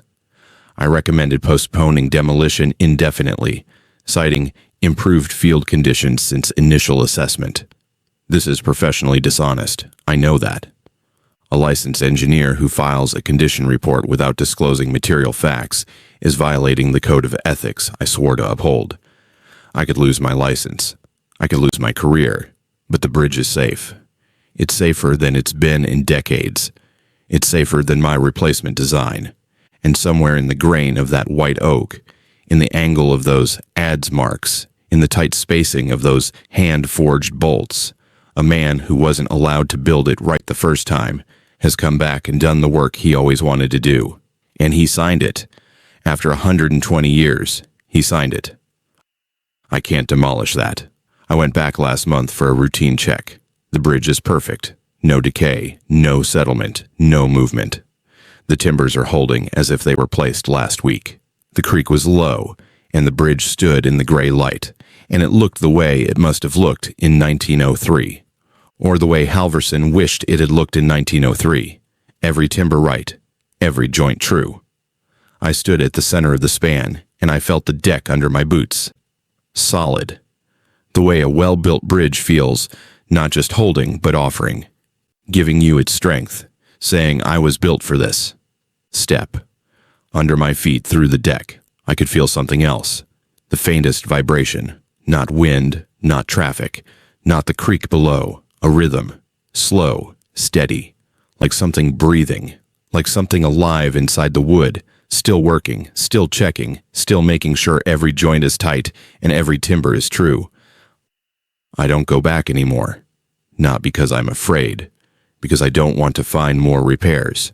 I don't want to find that the bridge has started extending itself, new sections reaching out from the original span, building further, growing. I don't want to find that Peter Halverson, having finally finished one bridge, has started on the next. The bridge is safe. My report says so. The demolition is postponed.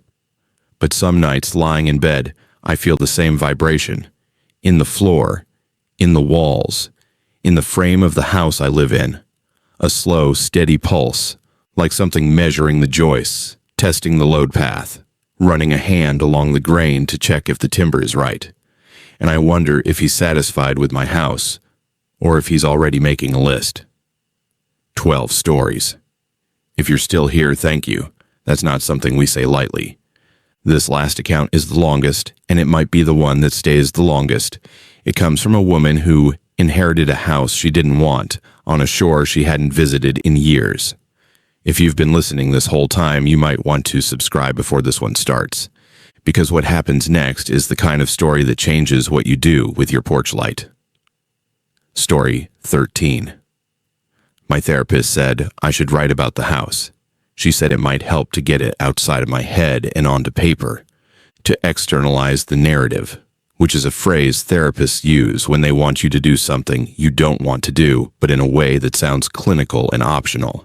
Fine. I'll write about the house. But I'm not going to pretend I wanted it, and I'm not going to pretend I've made peace with it, and I'm not going to end this with some neat little lesson about family and duty, and how everything happens for a reason. Some things don't happen for a reason. Some things just happen to you, and then you deal with them. And that's all there is. My name is Cora Niemi. I'm 44. I teach 3rd grade in Duluth, Minnesota. My mother died in February, and I'm still not okay about it. And I don't expect to be okay about it for a long time. And if you want a narrator who has her life together, pick a different story. My uncle, my mother's brother, Eric, died in August of last year. I hadn't spoken to him in 11 years. There was a dispute about my grandmother's estate that split the family in a way I'm not going to get into because it doesn't matter anymore. What matters is that Eric owned a property on the north shore of Lake Superior, about 40 minutes north of Duluth, and when he died, he left it to me. Not to his ex-wife.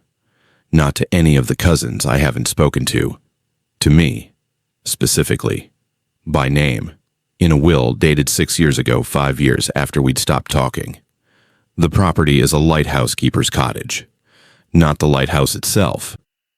The lighthouse belongs to the County Historical Society, but the adjacent cottage where the keeper lived, a small 2-bedroom house built in 1921, sitting about 80 feet from the base of the light tower.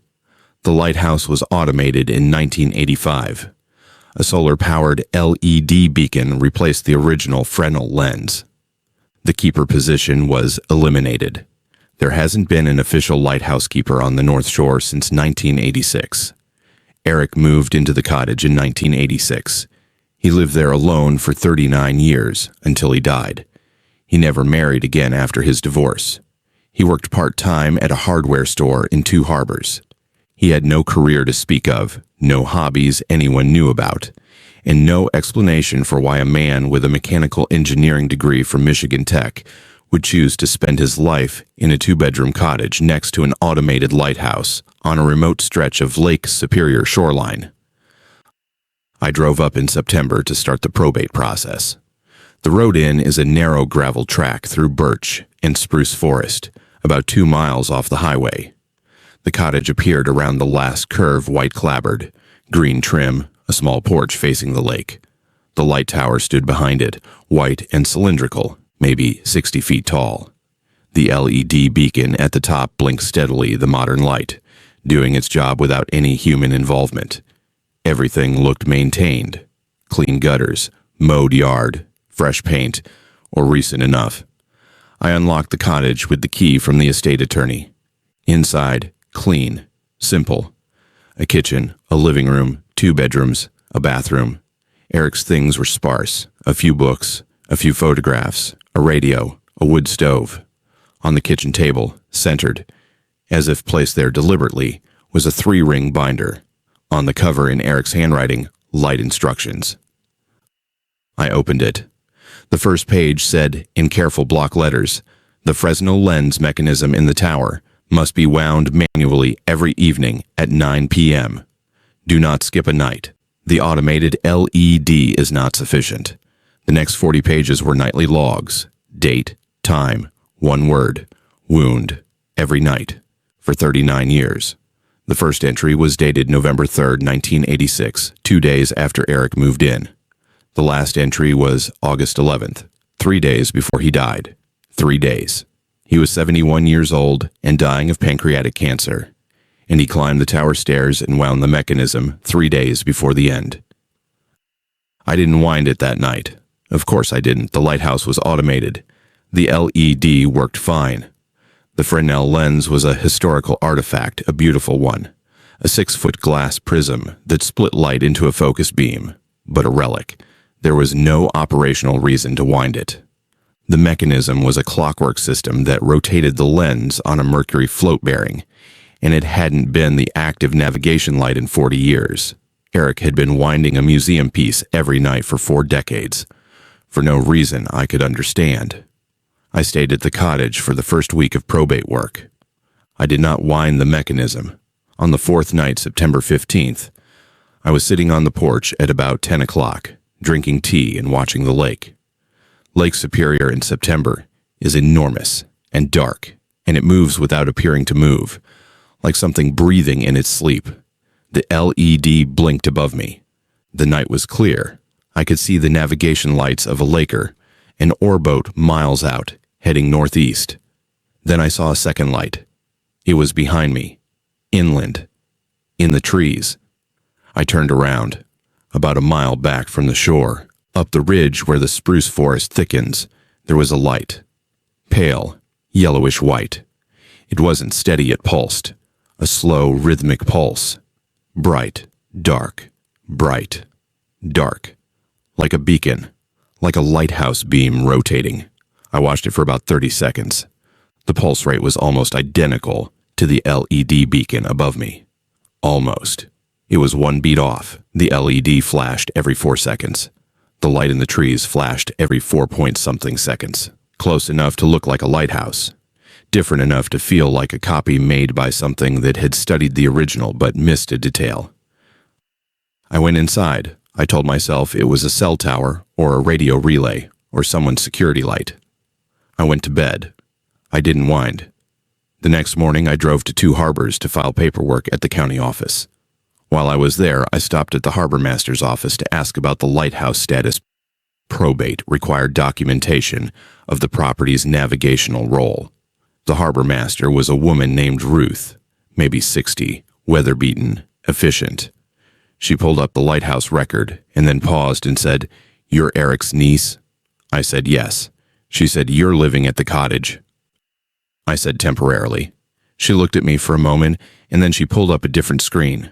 Harbor incident reports. She turned the monitor so I could see. September 16th, the morning after I saw the light in the trees, a bulk carrier had filed a deviation report.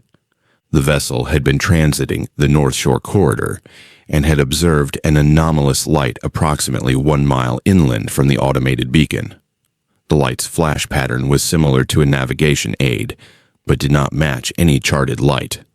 The vessel's mate had initially altered course toward the light before recognizing the discrepancy and correcting. The vessel passed safely. The report was filed as a note with no follow-up. Ruth scrolled down. September 17th, a second vessel. Same report. Anomalous light inland. Similar flash pattern. Course deviation before correction. She scrolled down more. September 18th, a third. Ruth looked at me. She said, "Eric wound the lens every night. I don't know why. But the last time the lens went dark for more than one night was 2003. Eric had surgery. He was in the hospital for 4 days. During those 4 days, the Coast Guard responded to 2 vessels that had run aground on the shoal east of the point. Both crews reported following a light they believed was the lighthouse. The light was not the lighthouse. It was inland. They followed it straight onto the rocks. I drove back to the cottage. I climbed the tower stairs. The Fresnel lens sat in its housing, massive, prismatic, cold. The winding mechanism was beside it, a clockwork assembly with a hand crank and a weighted cable. I read Eric's instructions in the binder. They were detailed. How many turns, which direction, how to check the cable tension, how to verify the lens rotation speed. At 9 o'clock that evening, I wound the mechanism. The cable tightened. The weight descended. The clockwork engaged. And the Fresnel lens began to rotate. The light it produced was extraordinary. Not the thin pulse of the LED, a vast, sweeping beam that filled the lantern room and shot out across the dark water in a white arc that looked like it could reach the far shore. The lens focused the light into a blade. The beam rotated at a steady speed once every 4 seconds precisely, and the rhythm was deep, mechanical, certain, a heartbeat made of glass and light. I looked toward the trees, toward where the false light had been. It was there, fainter, still pulsing, but the rhythm was different, no longer close to the LED's pattern. It was trying to match the Fresnel. I could see it adjusting, speeding up slightly, hunting for the new rhythm. But the Fresnel was stronger, brighter. The false light looked thin and sickly against it, diminished, like something squinting against a brightness it couldn't match. I wound the lens every night after that. 9 o'clock, no exceptions. I stopped trying to sell the house. I stopped calling the estate attorney about timeline. I called my school and extended my leave. I told them I had family obligations. I did. Just not the kind they imagined. I read Eric's binder cover to cover. Most of it was the nightly log date, time, wound. But the first few pages, the ones I'd skimmed, contained more. He'd written a history of the light. The original Fresnel was installed in 1910. The lighthouse was manned continuously until 1986. Every keeper Eric had their names. From the Historical Society wound the mechanism every night. Not because the Fresnel was the only navigation light, but because the keepers knew about the other light, the one in the trees. Eric had found a letter from the second keeper, dated 1923 in the cottage's crawl space when he moved in. The letter was addressed to the keeper's replacement. It said, "The light in the woods is not a light. It is a mouth. Do not let the tower go dark. The lens is not for the ships. The lens is to keep the other one dim. When the tower is dark, the mouth opens. The ships follow it because it looks like help. It is not help." A mouth. The second keeper called it a mouth. I've been here since September. It's December now. I wind the mechanism every night at 9. The cable descends, the clockwork turns, the Fresnel rotates, and the beam cuts across Lake Superior like a scythe made of honest light. The LED blinks above it, adequate, functional, modern. But the LED doesn't suppress anything. It doesn't have the power. The Fresnel does. Every night I look toward the trees. The false light is always there. It pulses. It tries to match the Fresnel's rhythm. It never quite gets it right. One beat off. Always one beat off. Like something that learned what a lighthouse does, but not what a lighthouse is for. On clear nights, when the lake is calm, I can see the ore boats passing. Their navigation lights move steadily along the horizon. They don't deviate. They follow the real light, the beam from the Fresnel. The one a man wound every night for 39 years. The one I now wind every night at 9. The ships pass safely. The false light dims. The trees are dark. Last weekend I was winding the mechanism at 9, and I looked out the lantern room window, the seaward one, the one that faces the lake. Pressed against the outside of the glass, there was a moth. Small, pale, wings flat against the pane. It was December. There are no moths in December on the North Shore. The temperature was 14 degrees. Nothing with wings should have been alive on the outside of that glass. The moth wasn't facing the sea. It wasn't facing the Fresnel beam. It was facing inland, toward the trees, toward the false light. I left it there. It was still there the next morning, still alive, still facing the woods. I check it every night now, after I wind the mechanism. It hasn't moved. It's been on that glass for 8 days. I don't know what the light in the trees is. I don't know what it wants, beyond the obvious, which is that it wants to be followed. It wants to look like help. It wants to draw things toward it, ships, people, anything that trusts a light in the dark. It has been here longer than the lighthouse, longer than the cottage, longer than the shipping lanes. The second keeper called it a mouth. I don't know if that's metaphor or description. What I know is this. The Fresnel is stronger. The false light can't match it. When the tower is lit with that old massive beautiful lens spinning on its mercury bearing, the false light shrinks. It dims. It tries and fails. One beat off. Always one beat off. Eric knew this. He wound the mechanism every night because if he didn't, ships would die. Not metaphorically, not spiritually. 2 vessels on the rocks in 2003. Real steel, real crews, real water flooding real compartments. He wound the light, and he kept it wound, and he died with 3 days of winding left in him. I am not the kind of person who inherits things gracefully. I fought with my family. I ignored my uncle for 11 years. I came to this cottage angry, and I'm still angry at Eric for dying, at my mother for dying, at the house for existing, at the light in the trees for being something I now have to deal with. I didn't ask for this. I'm a 3rd grade teacher. I grade spelling tests. I make bulletin boards about butterflies, but I wind the light. Every night, 9 o'clock. The cable tightens, the weight drops, the lens turns, the beam sweeps, and out in the dark, on the water, the ships pass safe because a woman, who didn't want to be here, decided to stay. I'm going to call my school next week and resign. I'm going to move my things up from Duluth. I'm going to buy a new journal and start my own log. Date, time, wound. Same as Eric's. Same as every keeper before him. Going back to 1910. Going back to the letter in the crawl space they called the thing in the trees a mouth. The moth is still on the glass. 14 degrees outside and it's still alive. Wings flat, facing the woods. I don't know what it's watching. I don't know if it's a warning or a witness or something else entirely. But it's here. And I'm here. And the light is wound. And the ships are passing. And that's enough. That's enough for now. 13 accounts. A boat ramp at dusk. An orchard that harvests itself. A hospital that held its own memorial.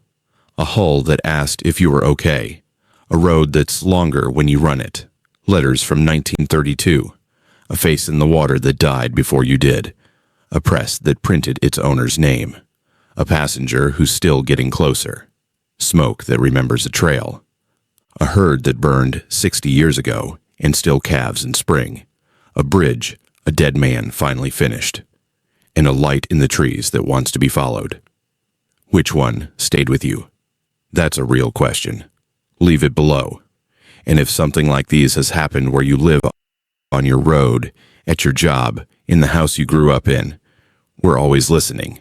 We'll be back. Keep your light wound.